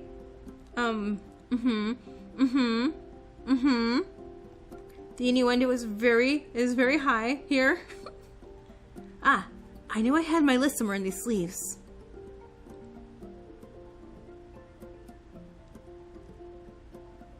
Are these irises? I love irises.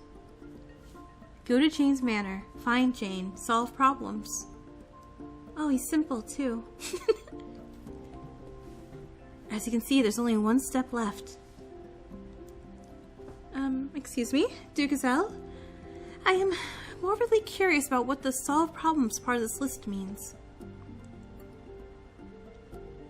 Are you here to help me? I assume people who are interested in either helping or murdering me.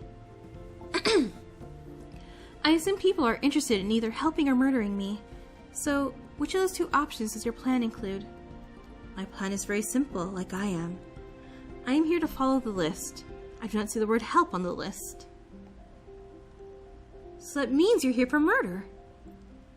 I do not wish to doubt your reading skills, Jane, but I am clearly here to solve problems. Do those problems include murder or help, Ducazelle? Why would I help problems? Okay. I think I need a list of ways to treat a headache.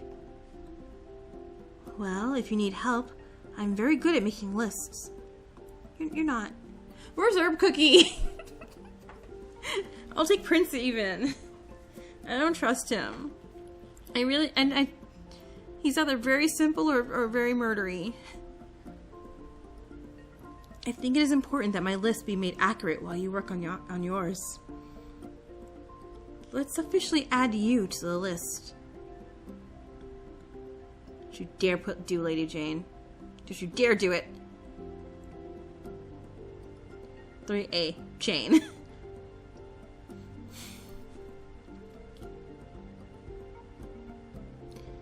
Now, all we... Hello, little friend. Oh wait, no, go back up. Now, all we need to do is follow my list and the troubles will be over very soon. Hi. Hello. I see. I do not see. I think I'm more confused than when I started, frankly. Obviously, what I need to do is find a subtle way to learn more about what he is intending.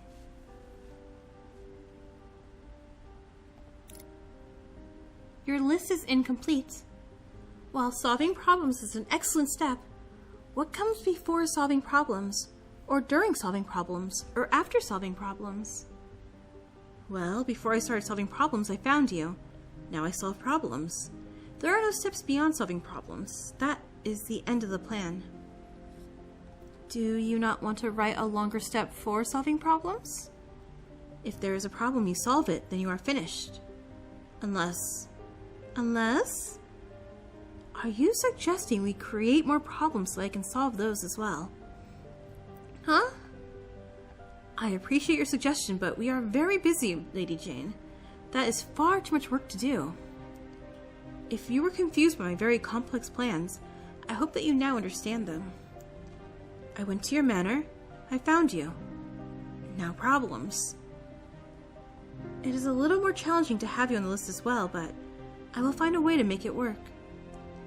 Like the time we decided to learn how to sword dance. No, back up. Back up, sir. Oh gosh, sword dancing? We trained in sword dancing? Do you not remember when we learned sword dancing? Oh, of course I do. How could I totally not forget that unforgettable time we decided to learn sword dancing? Of course I do not. What kind of romance novels feature sword dancing? I'm trying to think if Baldur's Gate, did I do any sword dancing? I'm going to accidentally murder myself if he hands me a sword. How can I possibly pretend to be Lady Jane Neville, who frankly seems more amazing by the minute? All I need to do is be subtle, and I should be able to avoid his suspicions. Ah, yes. Sword dancing, My absolute favorite hobby. It is unfortunate that we do not have any swords nearby to practice it again. No, don't say that. He's gonna pull swords out of nowhere. Sword dancing would have been a great part of our training regime.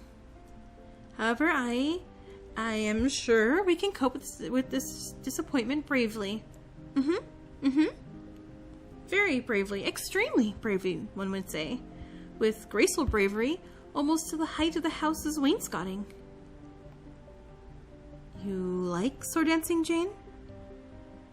But after we destroyed the gazebo, the hedge, and your father's beard, you told me that you never wanted to see me pricking anything ever again.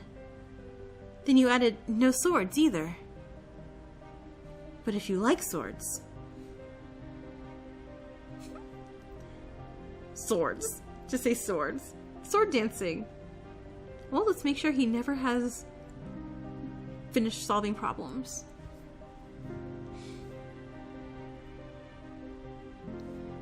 This will be very helpful for solving problems. I am sure it will. Was the problem with that list truly the lack of sword dancing? I will obviously need to sharpen my investigative genius if I hope to survive in Jane Neville's body. Oh, who knew romance novels involve so much sword dancing? I suppose sword training makes sense. Let's hope Azel's cunning plan is not to have me murder myself. I am excited to see your sword handling skills again. In any case, moving away from my overwhelming passion for training with large, dangerous objects, would you like to go into the house? Duke Azel? It must have been a long ride here. Surely you need to rest and refresh yourself. Then, while he was resting and refreshing, I can go to the stable, steal his horse, and ride away to safety. If I'm going to live up to Lady Jane's reputation as a villainess, this is the best way to do it. After all, I truly do not want to demonstrate my non-existent sword dancing skills. Even if Azel does plan to train me, it would be hard to continue training sword skills that do not exist.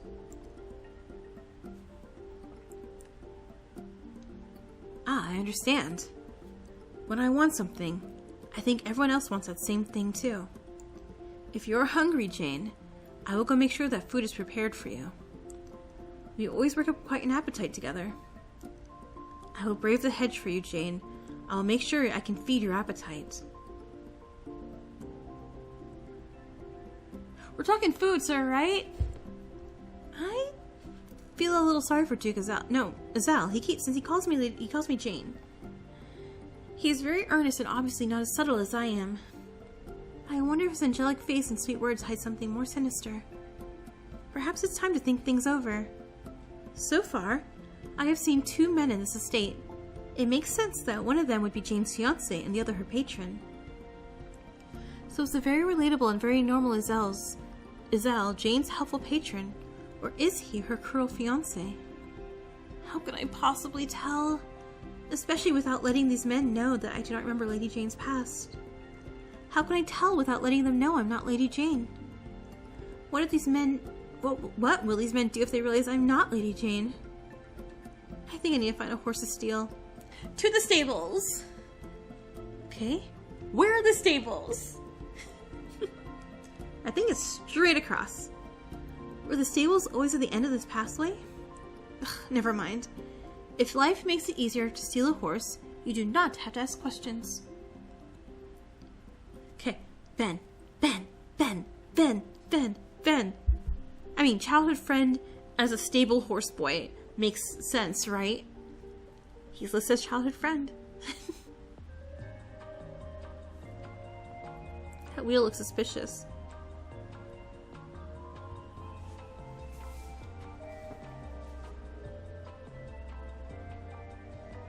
I don't see any horses, though. Alright, Lady Jane, her plan has backfired immediately. What is this? What is this? No. Go back. What was that thing? So, where are the horses hiding? Between the carriage that brought me here and however anyone else arrived, there must be at least one horse here. Hello. Can I pet you? He talks. Can't make a horse sound. Nay. That's not even a horse either. Oh gosh. Enter horse noise me. Are you looking for me? No. I refuse to believe I read that kind of novel. Why would I read novels about enchanted animals that need a kiss to turn back into attractive men? Oh no. Oh no. Is that the same plaid that my herb cookie was wearing? Uh-oh. Oh no! Did I pick a horse? I'll never live this down. I've picked birds twice and now I picked a horse. What is wrong with me? No. Why would I read novels about enchanted animals that need a kiss to turn back into attractive men? This is obviously a mistake of some kind. Okay. I am obviously so grateful to see you that my desire to mount you as a horse is overwhelmingly my common sense. Oh my gosh. Well, Jane, I can certainly take you for a ride if that's what you want.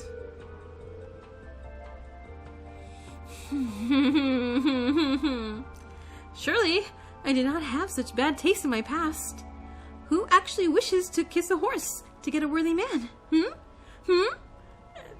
It's him, isn't it? Oh my god, please when he just a matching horse. You know how like people's dogs look like them?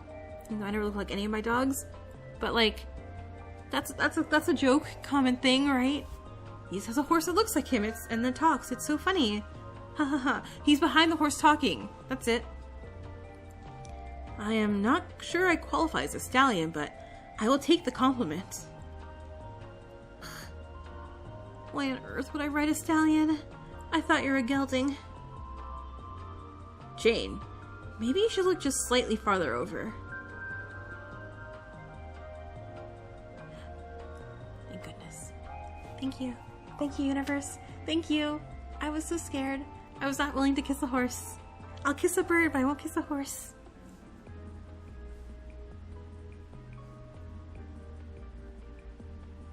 Hi. Is a pocket watch? He's so pretty. I'm so screwed if he's the murderer. I'm so screwed. Look how pretty he is. I can't take it. I can't take it at all. I have missed you, Jane. Ben? Oh, thank goodness. I was afraid you were going to call me Lord Byrne for the rest of my life. And look, he's smiling at me. It's good to hear you say my name again. Ben Byrne, only son of Duke Byrne, childhood friend and neighbor of Jane Neville. I am forced to realize that I truly do have an incredible memory for attractive men, and nothing else. Did Ben's exposed collarbone hypnotize me so much? Wait, hold on. There is some exposed collarbone. I had to check for scientific reasons. Did Ben's exposed collarbone hypnotize me so much that I immediately blurted out a name that could only be used by someone very close to him? Ben is not upset, but I need to be less suspicious. Perhaps I can subtly change the subject. Ah, well, you look well and not like someone who's about to murder me. That is true. Although, I'm amazed that you can see me through all these petals. Why are there petals floating in a stable anyway? It's the horse. We're just kicking up flower petals to like set us up. I have no idea. Maybe someone was storing potpourri in the rafters, and the packets fell off when you came here. Those scented flower packets stink. Does that mean I am going to spend the rest of my life smelling like the inside of a drawer? Well, think of it this way, Ben. What other foul-smelling objects could be floating through the air in a stable? Wait. Jane, you're ruining the moment. Ruining the moment! Okay, no! Jane, what did you do? I didn't click this. Jane, you did this. You did this to us. Point taken. Point taken. I will complain about the petals no further, even if they continue raining down on me. Have you tried nicely asking the house to stop? It worked for Encanto. For instance, you could say, "Please stop making me smell like the inside of my mother's linen closet." Huh. That is much better. Though your flower fall was too cruel a punishment for so small a sin. It was not my fault you mistook me for a horse. Though, I am impressed that you managed to control those petals. I do not know why Ben thinks I did something to make the petals stop. Has he not tried asking the house for what he wants? When I said I wanted things, the house has occasionally responded. I assume this is both because I asked for what I want, and because it helps advance this terrible story's plot. Still, if Ben has not learned how to work with the house, I might have an advantage over him. If he tries to murder me, I can summon one of my endless apples and the loud crunchy noises will distract him long enough for me to flee. However, before I make plans to run, I need to make him think I am sweet and useless so he does not suspect me. Sweet and useless. Got it. Easy. It was cruel of you to pretend that animals can speak. To be fair, it was hard to reach you faster than a horse. He has always been bizarrely fond of you. Horse? Oh no, Jane. Oh no, Jane. You do not get to pretend you did not name him. If I have had to explain that name for 14 years, you cannot forget that you forced me to choose it. Well, he seems to like the name. That is because Horse is, as I said, bizarrely fond of you. I assume it's because you have something special to attract him, and I have one guess. Apples? Oh. What do you use to wash your hair? Horses are always eager to sample it. Ah, so Horse does not want to murder me. This might help me. Maybe. Probably. Horse also has better taste in women than Jane's former fiancé. Oh, I still don't remember. Of course, Ben's presence complicates the question of who Jane's fiancé is. But that is a thought for later. Right now, I need to decide just how friendly I want to be with the potpourri horseman, given who he might be in the story. I want to smooch him.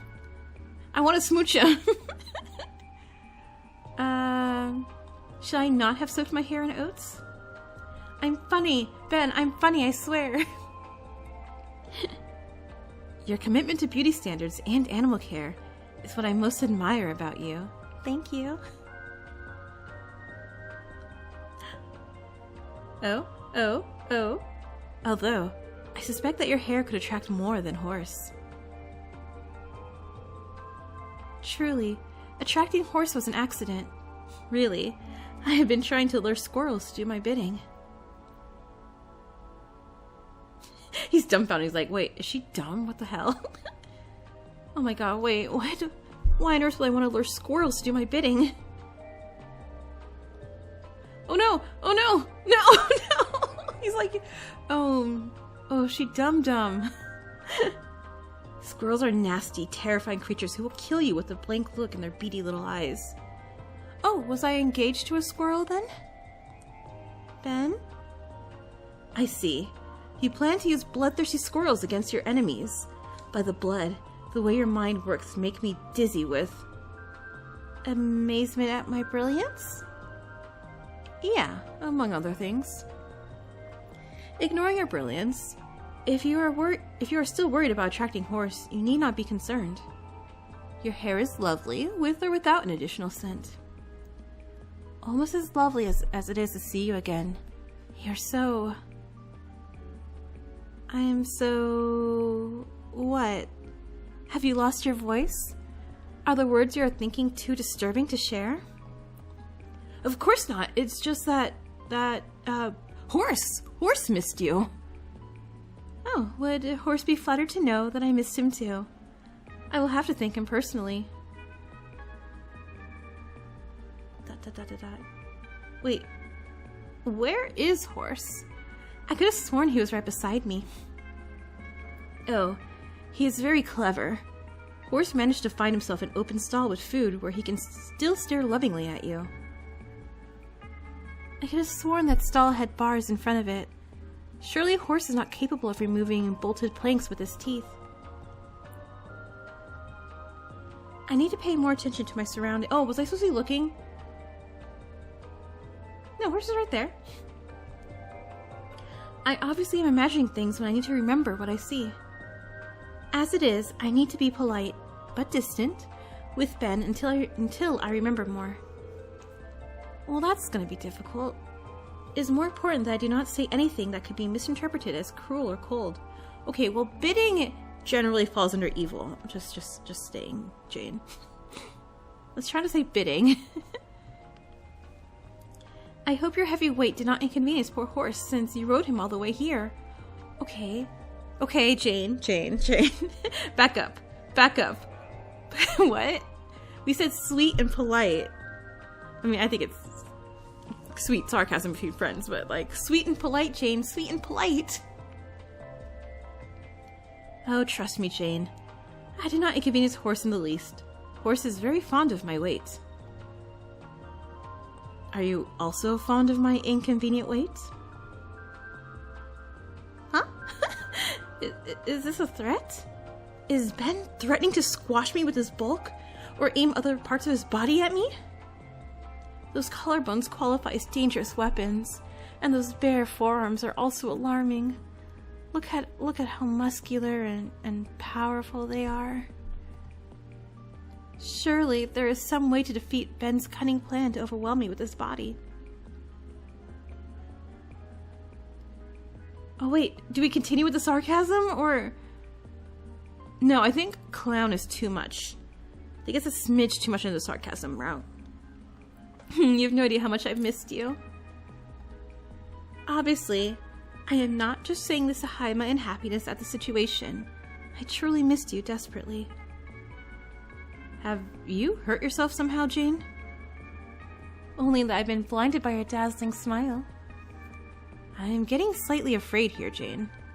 I think I messed this up. I think I was supposed to call him a clown, which is weird. Love meter thing. Do I... 2-part sad. Wow. Okay, but that's okay. I'm not the fondest of you, innuendo man. Okay, still neutral though. Okay. Well, I am the one who should be afraid. Afraid that I will miss a second of your luscious hair swaying in the breeze. Luscious hair swaying... Jane, did you recently dive neck deep into a pile of terrible romance novels? Yeah, I did. Ben, if I ever see a romance novel again, I will burn it to cinders and scatter its ashes to the wind. Oh, there's a Jane I know, rather than the stranger complimenting me on my appearance. Have I somehow given myself away by speaking too honestly about Ben's gorgeous appearance? Oh, curse his cunning plan to distract me with his dangerous body. After all, the last time you said that I looked well was when you landed on your head and thought I was a stage actor with an exceptionally large ego? Amongst other things. Let us speak no more of it. We have both already forgotten that memory. Even if you were right that he and I share some common proportions. Okay. I just said, chill a little bit, Ben. A little bit. Oh, did that actor also have a very large nose? Oh, Jane. Speaking of good proportions, I am glad that you found a slightly less used outfit to wear. It makes it easier for us to frolic in this delightful estate that only appears to be partially on the verge of collapse. I'm impressed you noticed my change in clothes.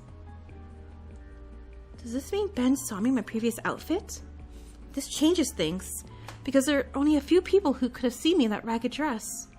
Still, is he possibly referring to some other outfit? I need to pay attention to what he says. Now that I am living in this manor, as it beautifully falls apart around my ears, I need to dress appropriately. Ah, does that mean your dress comes equipped with a shield for falling bricks? Oh, bricks? It's the wainscoting you should fear. Oh, look at him. Ben, you need to breathe as well as laugh. I remember Ben. Something in me knows him. I know that Jane grew up with him and spent countless hours in his company. I remember nearly nothing about Jane, but I remember Ben. So why am I so afraid to trust him? Ben, please don't try to murder me. I mean, if you do, just murder a little, okay? Like, if we have like a Hannibal and Will Graham romance, I'm cool with that. I need to see if I can get an actual non-joking answer from him. Ben, you're not here to judge my fashion choices, so why are you here? Ah, Jane, you wound me. I always have time for your fashion choices. If Duke Byrne will not let me wear a lace-covered gown, then who but you could model it for me? I can see why your father would object. If you continue to show as much skin as you do, the lace would have to be attached to your flesh. Ah, so you can't understand why I urgently needed to see you. Okay, I actually do not. Why are you here, Ben? Why else would I be? I will always race to be by your side whenever you need me. So you decided that I needed you. I had hoped you needed me. Once I have settled horse, we need to speak seriously. I have never ridden as hard or as fast as I did today. Once horse is well, we need time to discuss all that has happened. Preferably over a cup of tea. Assuming, of course, that the tea in the manor is not as decayed as literally everything else here. Well, I could eat the apples, so hopefully the tea will be fine. Maybe I can impress Ben with my courage or my knowledge of the house. Courage. I'm not afraid of tea. I'm glad you're willing to risk potential poisoning to spend time with me. I am flattered beyond belief. Flattered enough to love me, one would say? Yes! One part happy! Look at that smile! Wait, I just thought of something. What if? So no, what if the choice is like, what if I make someone too sad that they're like, okay, you don't love me, I'm really sad, I guess I'll murder you. Should I work to like, make Ben really happy and love me, but keep everyone else perfectly neutral so they don't have like, a burning desire to stab me? Yes, I am very brave and do not already know that the tea will be perfectly safe to drink. Well, you'll get a chance to show your bravery soon enough if I do not tend to horse immediately. What do you mean? Does he need a new tack? I think I saw some saddles off to the side. I'll check the condition for you. Yeah, looking. Nope. Some of these might actually be useful, if you can ignore the strange length of the stirrups. Hi, yes? Oh no, Jane. I think you'll get to test your courage sooner than I expected. What do you mean? Hi, horse. Oh, I knew a horse would not be able to resist the smell of your hair for long. Ugh, I always wished I should be showered in spittle from a horse's mouth. I finally get to live out my deepest fantasies. I hope I can help you revise your fantasies slightly. However, I will need to saddle horse again before we can speak. Yes, after you care for horse. Yeah, come to the manor. Make sure to stable horse first. I do not want to have tea mixed with horse spittle. It's obvious we have a lot to discuss. Bye, horse. I think I will take horse for a quick ride because he is too worked up to immediately put him back in the stall. You seem to understand him so well. Take him for a good ride.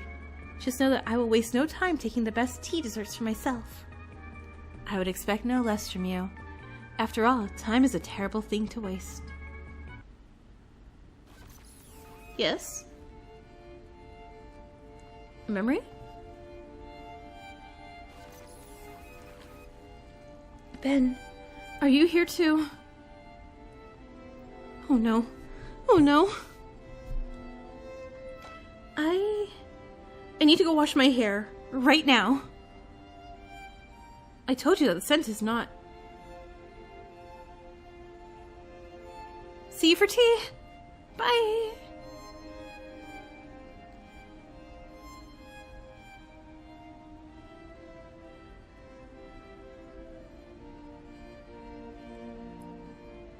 Oh no.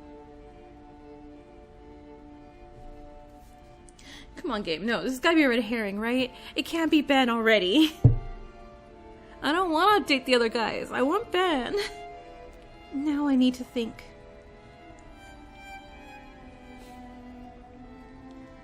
Oh, by the blood. What happened during those final moments with Ben? I saw that. We were having a perfectly pleasant hospital-soaked conversation when all of a sudden... my head began to ache and I heard Ben's voice say time is a terrible thing to waste. In an oddly distorted voice. That was not even the worst of it. Immediately after Ben spoke, I heard my voice say, Ben, are you here too? Only that was not my voice, was it? It was the voice of actual J. Neville, the villainess who should be trying to survive this terrible story. Unfortunately, the villainess could not just tell me what Ben had planned. Lady Jane said, Ben, are you here too? But what was Ben here to do? Help me? Murder me? Serenade me? Oh, I'm sorry. Was that a plague doctor? Are you sure those are the only things Ben Byrne might do? Oh, you again. Well, it seemed as if you could use a sympathetic ear, and perhaps some other assistance. I thought you had planned to leave me alone to make my own choices that I would regret forever. I am not sure that is exactly what I said, but I am not making your choices for you. I am here to listen. Honestly, it is nice to talk to someone who cannot murder me. Even if the only reason you cannot murder me is because you do not appear to have a body and have sworn to no longer control mine. If you could stop reminding me that literally everything and everyone else here can murder me, we would get along very well. I will avoid providing more warnings for now. I am more interested in your thoughts. I have many thoughts. For one, I thought I understood what was happening with Ben until I heard his voice and my voice in my mind. Now I have to worry about Ben being the male lead.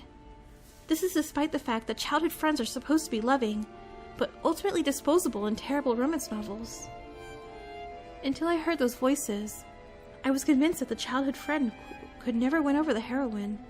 Thus, Ben could never be the former fiancé who betrayed Lady Jane. Did you not see Lord Burns' collarbones? I admit, that was a terrible mistake not to take them into account. However, I was too hypnotized by them myself to realize the danger. So you realize Ben Burns is a potential danger to you. And you're going to ignore that completely, aren't you? I am. Yes, I am. Well, no. Because the situation is even more confusing than it was before my vision. According to what I understand, there should be 2 men involved in this story. One of these men should be the fiancé who betrayed me, and the other should be the patron who saved me. As for who Ben is, Ben, are you here too? Could be followed by help me or harm me, so he could fit either of these roles. So, it will be easy to determine which role Ben Burren fits. But that is the problem. Ben, the childhood friend, is not the only man in this manor. I have also met Edmund, the Crown Prince, and Isel, the Duke of the North. So now I must deal with 3 men and 2 roles. That seems like a very confusing math problem. Yeah, especially since I have no idea why I have a 3rd wild card here. I do not even know which man is my patron and which is my fiancé. So what am I supposed to do with the 3rd? Make him my hedge trimmer? It seems as though you could use a guide who could help you. Are you volunteering? I am always willing to give you a nudge in the proper direction. Does this nudge involve taking control of my body, as you did when you made me run from Prince Edmund? Would you not have run from him anyway? Perhaps. Maybe I wouldn't. Maybe I would. Either way, the choice should have been mine. Why should it matter if the choice is yours or mine if the choices are the same? The person making the choice matters most of all. If I must live through a wretched story that seems determined to torture me, I need to control my own destiny. Even if you mean well, even if you are truly trying to help me, even if you are right, I must be the person who controls my fate. I do not understand. When I made you run, you called it a terrible choice. Yet you believe it was a good choice when you ran on your own. Well, yes. I am perfectly capable of making terrible choices on my own. I never denied that. Sometimes, the choices I make will be terrible or will seem terrible to someone like you. But they are still my choices. This is my life I am risking. What happens to me must be my responsibility. So you would rather do something foolish on your own than something wise under my direction. I am afraid that I do not understand. Okay, are you like my other romance-like option narrator? Very much the, I don't understand human emotions. Can you teach me love? type of thing. Look, it seems as if you wish to help me. Goodness knows you might be the only one. However, you can help me by respecting that I would rather bet my own life on my own investigative genius than be someone else's puppet. I will take responsibility for my own actions and for my fate. However, I will always be grateful for your wise suggestions and advice. Okay, Plague Doctor's kind of cute. Does that mean I can still send you ominous warnings once in a while? Only as long as they are the most ominous warnings. That seems fair. Beware of strangers bearing bushes. See? That was a good warning. I am now ready to proceed. Somewhere. So shall I just walk the hedge until I find somewhere else? La-di-la-di-la. This looks as good as places. That looks as good a place as any. Hopefully, I shall eventually find some food that's not apples on my journey.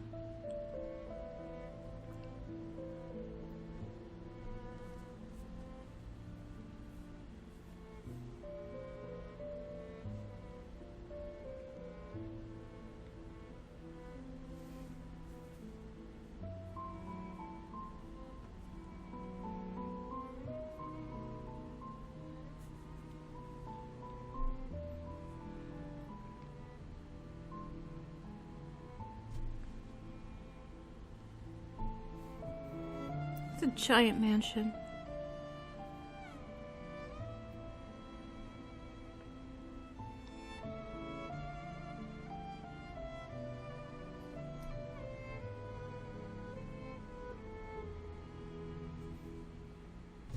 Oh, am I supposed to be looking? That bird landed twice. How does the house manage to look ominous during the day? Truly, there is no end of ominous objects here. If I remember the ominous voice's warning, then I should also check one object in particular. Hello? Do we get a cuddly animal companion during our adventures? Are you a naughty bush? I think it's shaking no. No, you do not seem to be being carried by a stranger. You seem to be an ordinary boxwood bush. Still, that does not mean you cannot be naughty. I will be keeping my eye on you. I do not think I'm very naughty. Nobody thinks they're naughty, she said to the bush. Well, technically, I have heard small children say that they have been naughty before, and they start shrieking and spill strange liquids on me. I am very confused. Well, is that not how the bush got stumped? It would not get to the root of the problem. I was wondering how such an overgrown bush could be the lead of a romance. But you could charm anyone with your amazing sense of humor.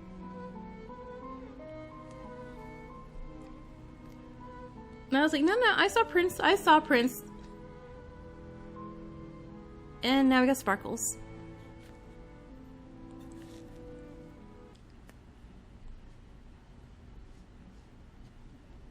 We don't really have good perceptive vision, do we? We thought Ben was a horse. We thought Prince was a bush. You are the shiniest bush I have ever seen. It is naughty to blind people with your light. Shiny? Do you mean that all the metal on me is shiny? I suppose, even if you are a strange male lead, you still need to have some kind of fancy decoration somewhere. I do not know what else I would expect from a tale set in a manor like this. This is a gorgeous manor. Is the metal you just mentioned reflecting enough light to interfere with your vision? If it bothers you, I will reduce the reflection. Thank you for the advice. Hello, Prince. See, he feels very fiancé-ish. Definitely not patron. Oh, Prince Edmund! I called the Crown Prince of Carcosa a naughty bush after previously running away from him. Even if he is not already planning to murder me, surely now he wants me dead. Please, Jane, could you please call me Edmund again? Are the men in this novel very cunning, or just strangely unbothered by insults? All the better for me, I suppose. I just need to handle the situation very subtly, and there will not be any problems. Hello, Edmund. I was definitely not at all concerned that you were going to murder me on the spot. I am happy to call you by the name. I definitely remember calling you Edmund. Hello, Jane. I too am behaving very normally. I am not at all nervous about seeing you again. I also definitely did not crouch down in a bush to be able to look you in the eye. It was, oh my god, no, he's funny and sweet too. No! Herb cookie. It was perfectly normal for us to stare at one another through a bush for a long period of time.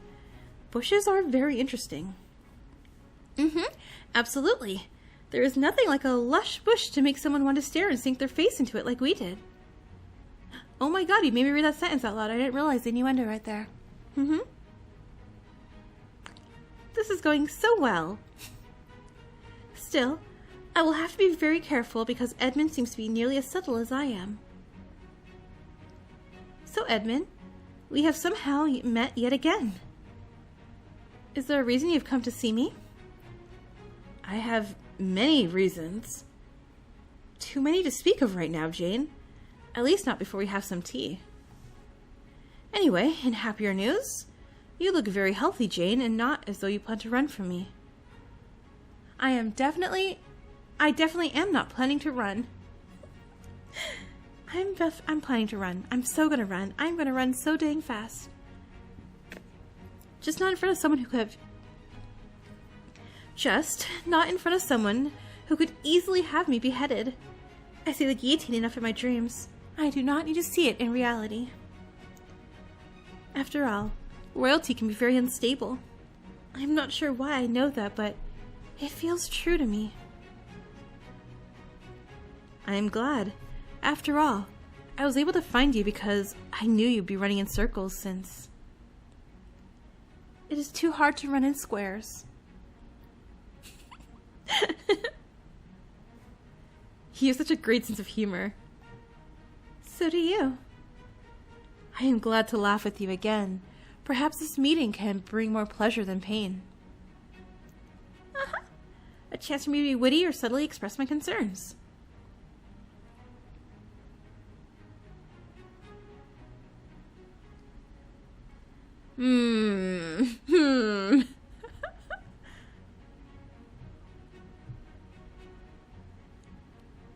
That one.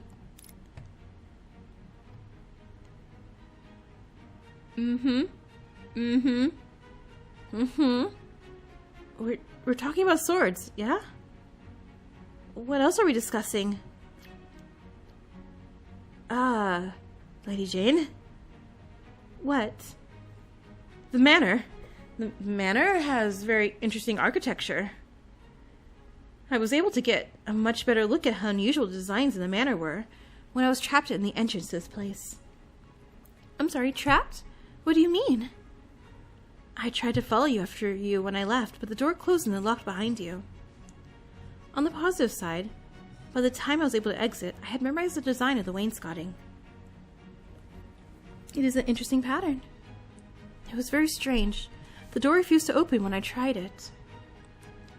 Then, once I had focused my attention entirely on the most delightful molding, I turned around and the door was wide open.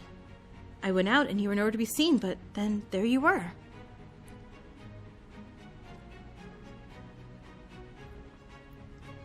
Edmund is obviously very clever to notice the danger and beauty of the wainscoting, but does that mean he is telling the truth about what happened to him? Did the house truly prevent him from coming after me when the choice to run was made for me? Does that mean the house will no longer help me if I do not accept the voice's help?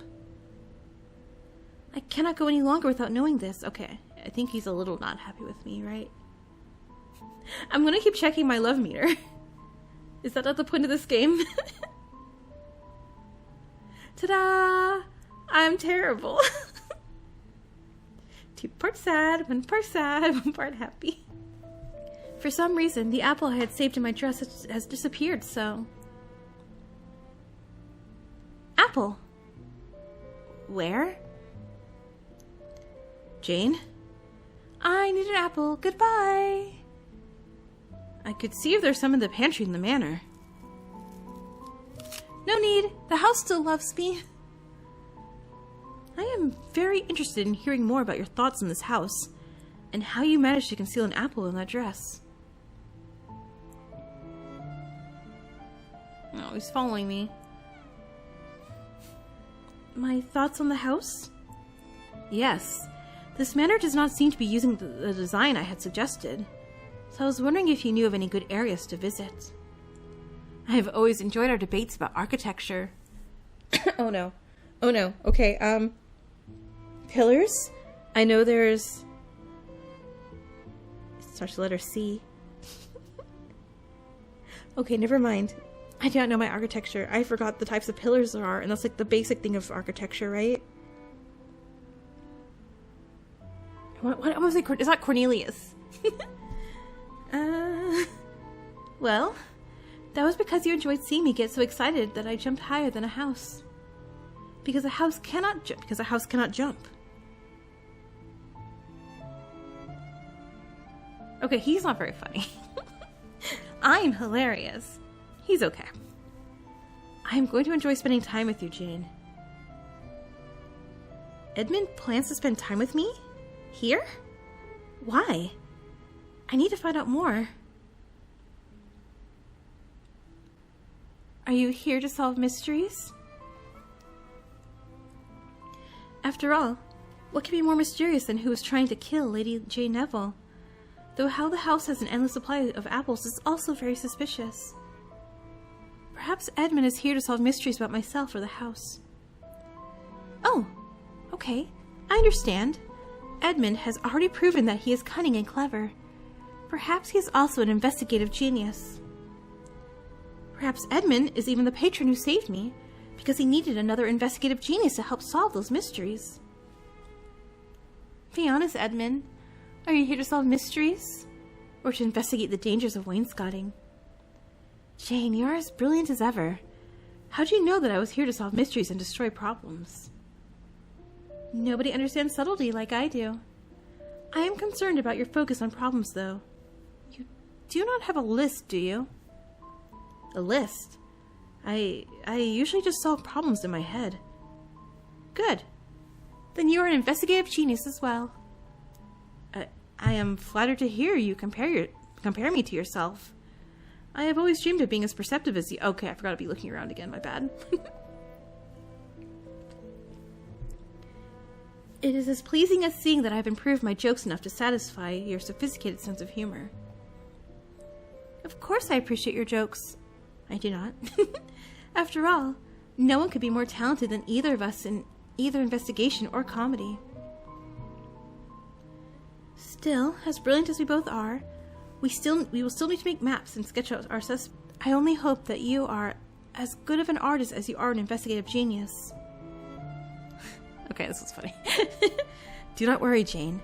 I will always be able to draw conclusions. I'm glad I'll be working with you.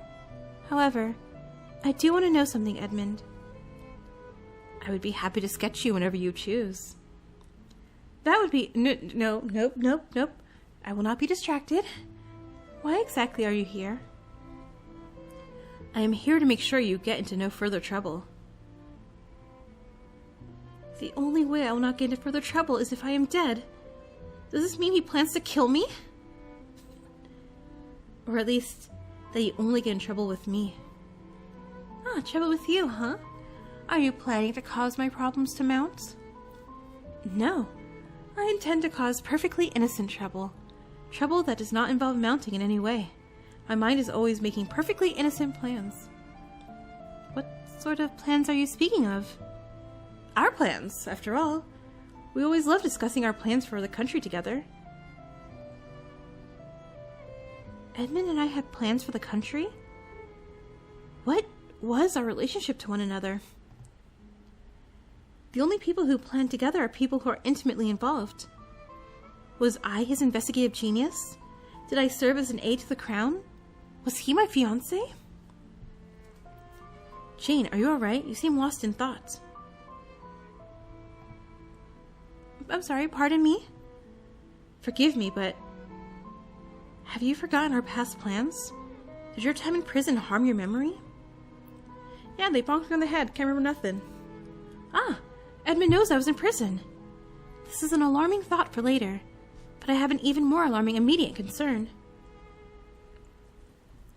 I cannot let anyone know I do not remember this terrible story, or, even more importantly, that I am not actually Lady Jane Neville. Edmund must never realize that I am not the Lady Jane that he once knew. How could I subtly distract Edmund from his suspicions? Oh, there are so many choices with him. You're my best plan. Oh, Edmund, you're my best plan. I am, truly. Oh, that was an angry look. That was such an angry look. Oh my god, I think that was wrong. Not unless you're actually my patron and not my terrible former fiancé, dear Edmund. However, since I do not know exactly who you are, and need you to stop suspecting me, I am willing to flatter you until you are no longer suspicious of me. Thankfully, no one can provide subtle flattery like I can. Look out for my charm, Edmund. Oh gosh, she's gonna overdo it. Oh no. Of course, Edmund. Who needs plans when they have you? After all, How could anyone not be amazed by you and your brilliance? There are so many things to like about you.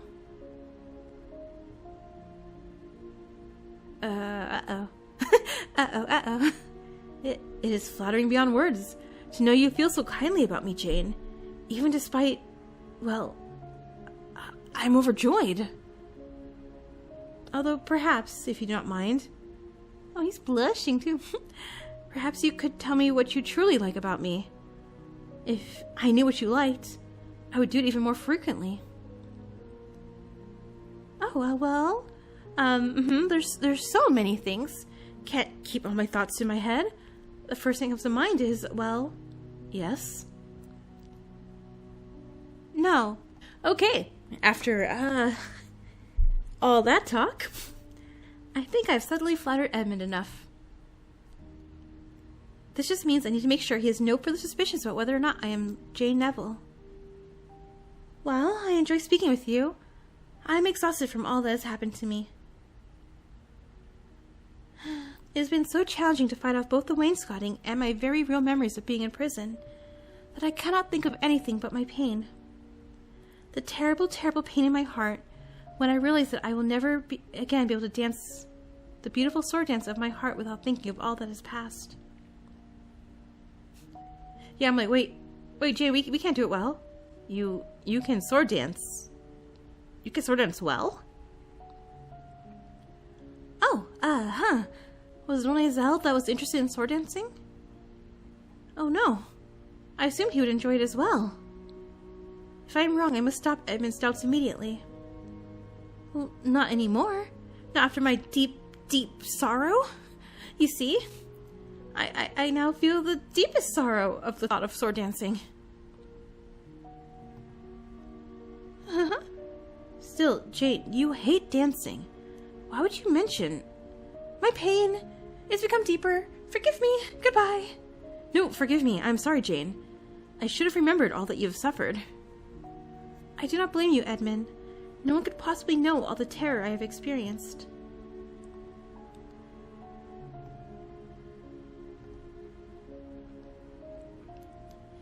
I mean, who would not have a sore neck after being trapped in a carriage going nowhere for a long period of time?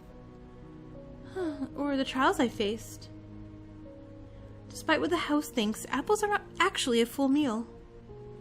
That is not even considering the trial of being pulled into a terrible story that makes no sense. I should be weeping. In rage. Oh, Jane. I truly regret all the pain you have experienced and all the cruelties you have endured. If there is anything I can do to help you...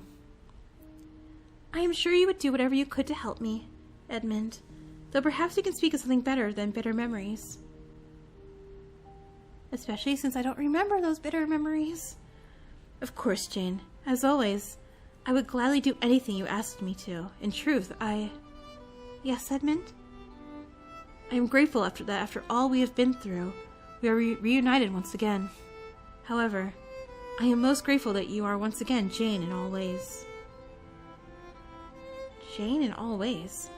What does that even mean? I was so worried that... Yes? What were you worried about, Edmund? Edmund? Are you well? Yes, I am. More importantly, I was worried. I just hope that neither of us need to experience what we went through again in the future. I should hope not. With luck, I can avert further difficulties in the future. No matter how many bad romance novels I was foolish enough to read. Bad romance novel? Never mind. Just remember that I am definitely the Jane you've always known. As if that wasn't very suspicious. How could Edmund not be convinced with my incredible display of subtlety? Now is my chance to be even more subtle, and convince him to help me leave this house. If you like the Jane who you know I most definitely am, because I am her, 100%, no one else, I have an even better suggestion. Once I'm away from this house, I can continue being a perfectly normal Jane each and every day. Yes, I too am the Edmund you have always known. Unless you want me to be a different Edmund, in which case, wait. Away from this house, Jane. You know it will be some time before... Before what, Edmund? Before tea? Before the wainscoting eats us?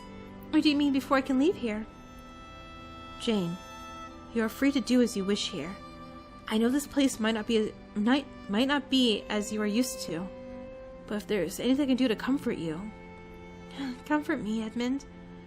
I know that you're trying to help, but do you know what would comfort me? Probably not a joke, huh? No. You cannot distract me with your comedic genius. Be honest, Edmund. Why can I not leave this house as I please? Jane, I have no more ways to persuade you. However, please remember that I promise you that you would not regret trusting me, even if your father... My father? Yes, your father and mother would both want... Okay, so I'm thinking he's definitely the one who called for my exile, so maybe he is my fiancé? Possibly? And he said trust me and call for my exile so I wouldn't be murdered, so we could run away together? That kind of sounds like it. Why should I care what they want? After all, the beloved... Wait, no, but the fiancé's with the other girl, right? No, but we said one of the people here is going to be the fiancé. So maybe it's not the fiancé who was trying to kill us. Maybe it's the patron who's trying to kill us. Because the patron probably couldn't get to us in the prison before being exiled. And so the patron, like, got us out and maybe planned to murder us away from everything. So it would be like, oh no, it was a blah blah blah. No one murdered Lady Jane. That's what I'm thinking. Why should I care what they want? After all, the beloved family of Jane Neville has already demonstrated how much they care for her. Yeah, your family has definitely shown you how much they care for you. By not helping me when I needed them the most, and now leaving me to stay in a strange house in the middle of nowhere with a man who speaks nothing. Is that how you see the situation?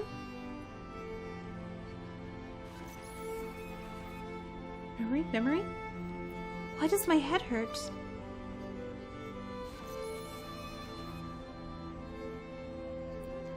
Why does my heart hurt?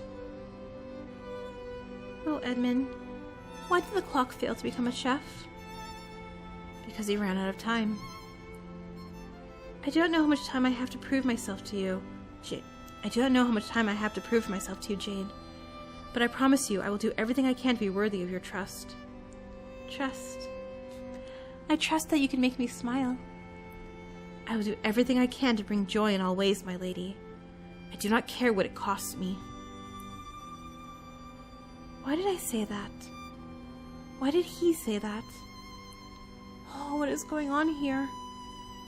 I need Edmund to leave so I can think. Shall we head back to the house? I am truly exhausted and want nothing more than a cup of tea.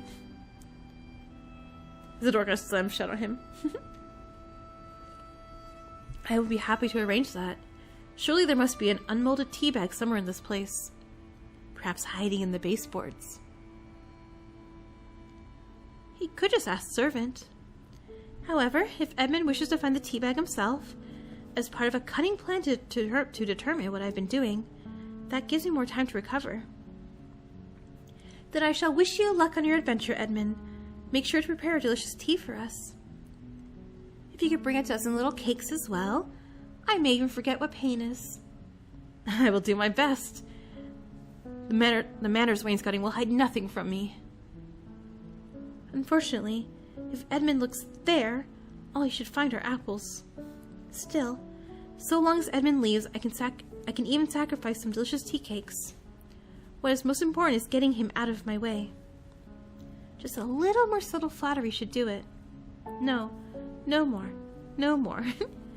You are a true knight of shining armor. All those lovely maidens must adore a prince who can fetch them some tea. I am not so sure about that, Jane. I have not always served lovable maidens as well as I would have liked. Huh? By serve? Did Edmund mean for dinner? Did I read cannibal romances in my past life? Okay, hi game. Don't call me out here. This isn't me trapped in Lady Jane Neville. This is... I mean, I guess it kind of is. No, I do not think there are cannibal... Excuse me, there are. And I have read them. Romance readers do not want the male lead to devour the heroine. See? Not me. So Edmund says that he has not always served lovable maidens. Must refer to something else.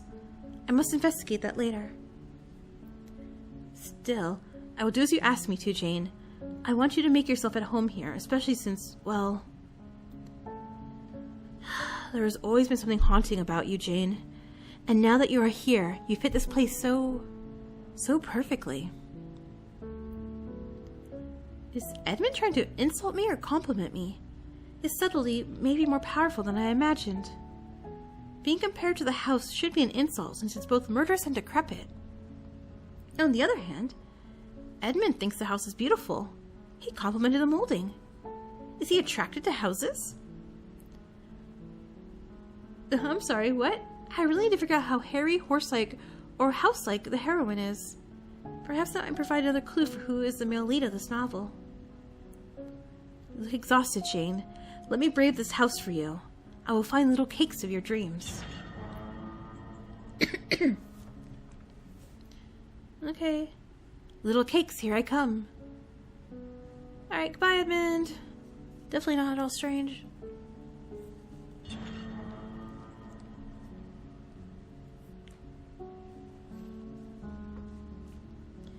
So, am I not supposed to follow after him? I thought you wished for a moment to think. Oh, it's time for one of our chats again. Oh wait, yeah, let's, hold on. Did I do... Okay, he's neutral. Good. Actually, this is how I like it. Ben, happy. Edmund, neutral. Hedgeman? Hedgeman sad. Hedgeman can be all the sad. I thought you welcomed our conversations. It is pleasant to speak with you when you're not reminding me of my imminent doom. However, we did not speak all that long ago. Does that mean you're here with another ominous warning? You are very good at ominous warnings.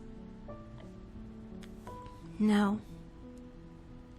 Oh, is it a cryptic message then? I am already so confused that a cryptic message would upset me further. Please provide the message. Fine. I have been curious about your thoughts. My thoughts? Are you curious about whether I have found even more murderous objects? Or had any more ominous revelations? I do think I should be wary of a naughty bush. Who do you find the most attractive? Huh? Who do you find the most attractive? Why is the world going dark? Myself! It's Ben. Ben. Do you believe that a childhood friend is a knife-safe choice for attraction? There's nothing nice about those collarbones. Have you seen how sharp they are? Besides, Ben's forearms alone are enough to hypnotize even the strongest of souls. Did you see how his chest moved when he laughed? Yeah, Wait, I love her. I love Jane.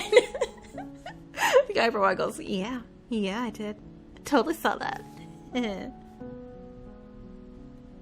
So, you are actually attracted to Ben? Are you judging me, narrator? He has a horse. He has a beautiful smile, and when he laughs, I can see his muscles ripple.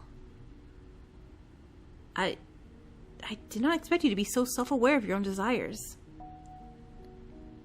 So if I make Ben laugh hard enough, I can jump on a horse and ride off to escape because Ben's muscles will be too busy rippling for him to chase me.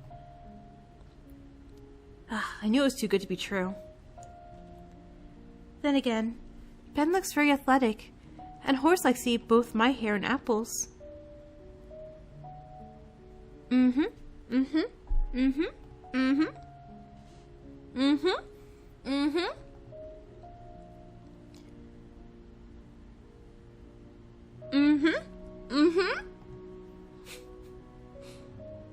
Seriously though, what was that? I asked you a question you answered, like people do in a conversation.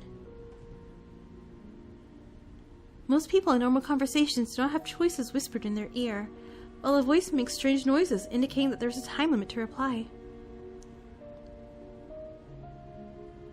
You did not like my musical indication of your remaining time? It's funny because I don't have it, so I'm just going to imagine the Sonic, running out of air sound. Obviously, if you guys get the demo yourself, you'll be able to hear it because you don't have to worry about copyright stuff.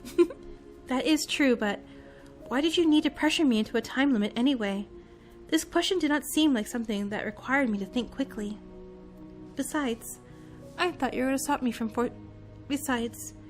I thought you were going to stop forcing my choices. I was not forcing your choice, I promise. You just what? I am very impatient. I cannot wait very long to know such important information. And do you think it's important to know who I am attracted to? I can understand the curiosity since I am a very lovable lady who has excellent taste, and you probably wish to discuss your own attractions as well, still. I am trying to avoid being murdered. I do not have time to contemplate how gorgeous everyone here is. I must focus on the danger around me, like the ominous warnings you have previously provided. Now here I am, stuck with the potpourri horseman, the peeping hedgeman, and the human chandelier. So it seems. Can I lock them all in a room and have them fight each other? Your ability to find solutions to things that were not problems until you suggested them is remarkable. Like my investigative skills. No. Your investigative skills truly are works of genius. See, we have much more interesting conversations when we focus on helpful ways for me to avoid danger. Why ask me such stressful questions? So you're saying the question is focused on danger? What? Who is the most dangerous in the house? The most dangerous? Probably Edmund, I would assume. Edmund. The Crown Prince? I suppose he is the most obvious answer. Maybe if I put Ben again. Who are you attracted to? Ben. Who are you afraid of? Ben. Yes. Even if I am irritated at being given yet another ridiculous question. Forgive me, my lady. I was merely trying to be of service to you. You are forgiven. Though tell me, teacher, will answering enough absurd questions earn me a degree in villainessology? If it is any consolation, you are currently my highest-ranked student. That is very pleasing to know. Only, be honest, am I not your only student? This only means that you're the highest ranked in everything. Then I am like Edmund. Only his rank makes him dangerous to me.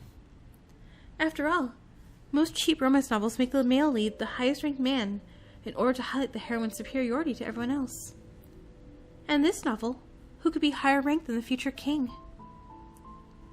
So you're convinced that the Crown Prince is the most dangerous person here? For now, yes.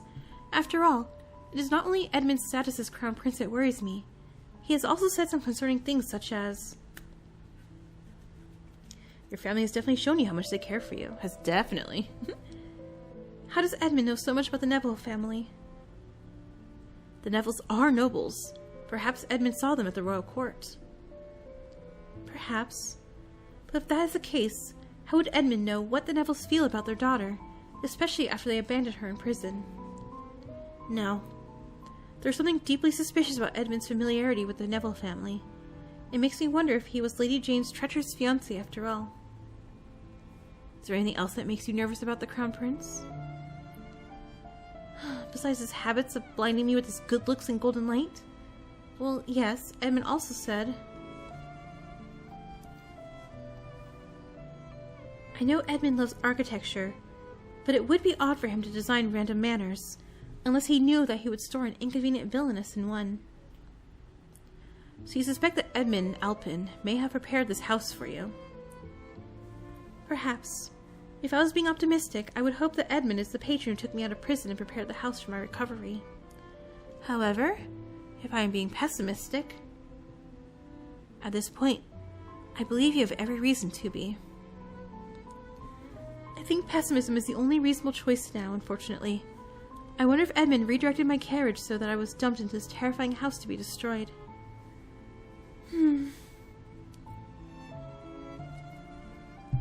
While that would be truly monstrous, I have every confidence that you will find a way to overcome cushions, wainscoting, or sparkling princes. Thank you, ominous voice, for helping me collect my thoughts. I admit that while I was skeptical about your question, it did help me focus my investigative genius. That achievement justifies everything that I had just experienced. Still, while I am thankful for your support, I somehow feel worse than ever. After all, even if I know who the most suspicious and probably murderous being in the manor is, I have no concrete evidence against them, and no way to defend myself should they attack me. What should I even do?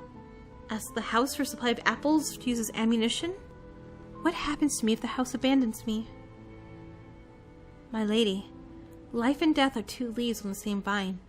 To grow the leaf you want, you must first seed the vine.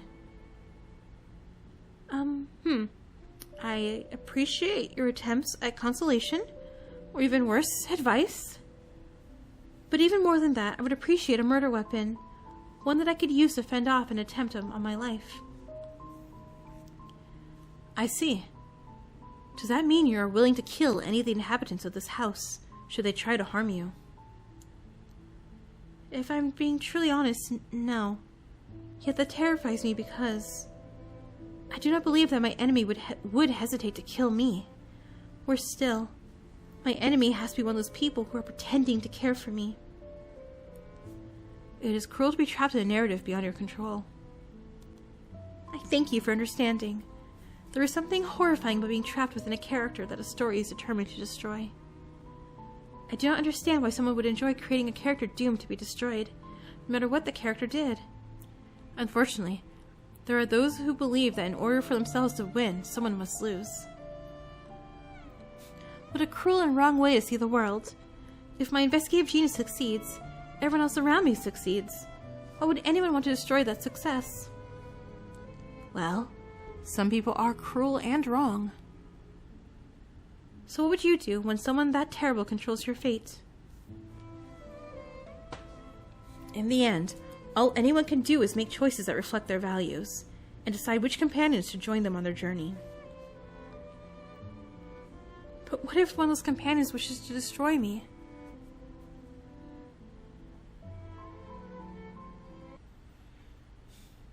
Will you take responsibility? Will you?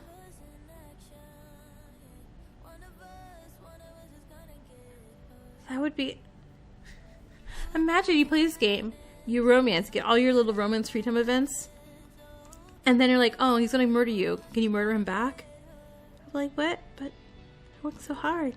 But I loved him. Bye-bye. Bye-bye, little axolotl. In your many shoes. Alright, so yay, that was the demo. I think I'm gonna put this all in one big ol' episode. So I'm gonna like chop up a bit of this. And yeah, so you know, if you like this is up your alley, wishlist on Steam to help them out. You can check out their Kickstarter. And again, I will have links all in the description for you to check out. Thank you so much again to the devs for the early access demo. It was really cool and really fun. And I hope to see you guys on. Oh yeah, and if you guys like this video, if you guys want me to do more when the game does officially come out, you know, give this video a like. Just let me know that, you know, y'all are interested. And I will do so. Alright, thanks so much everyone. Bye!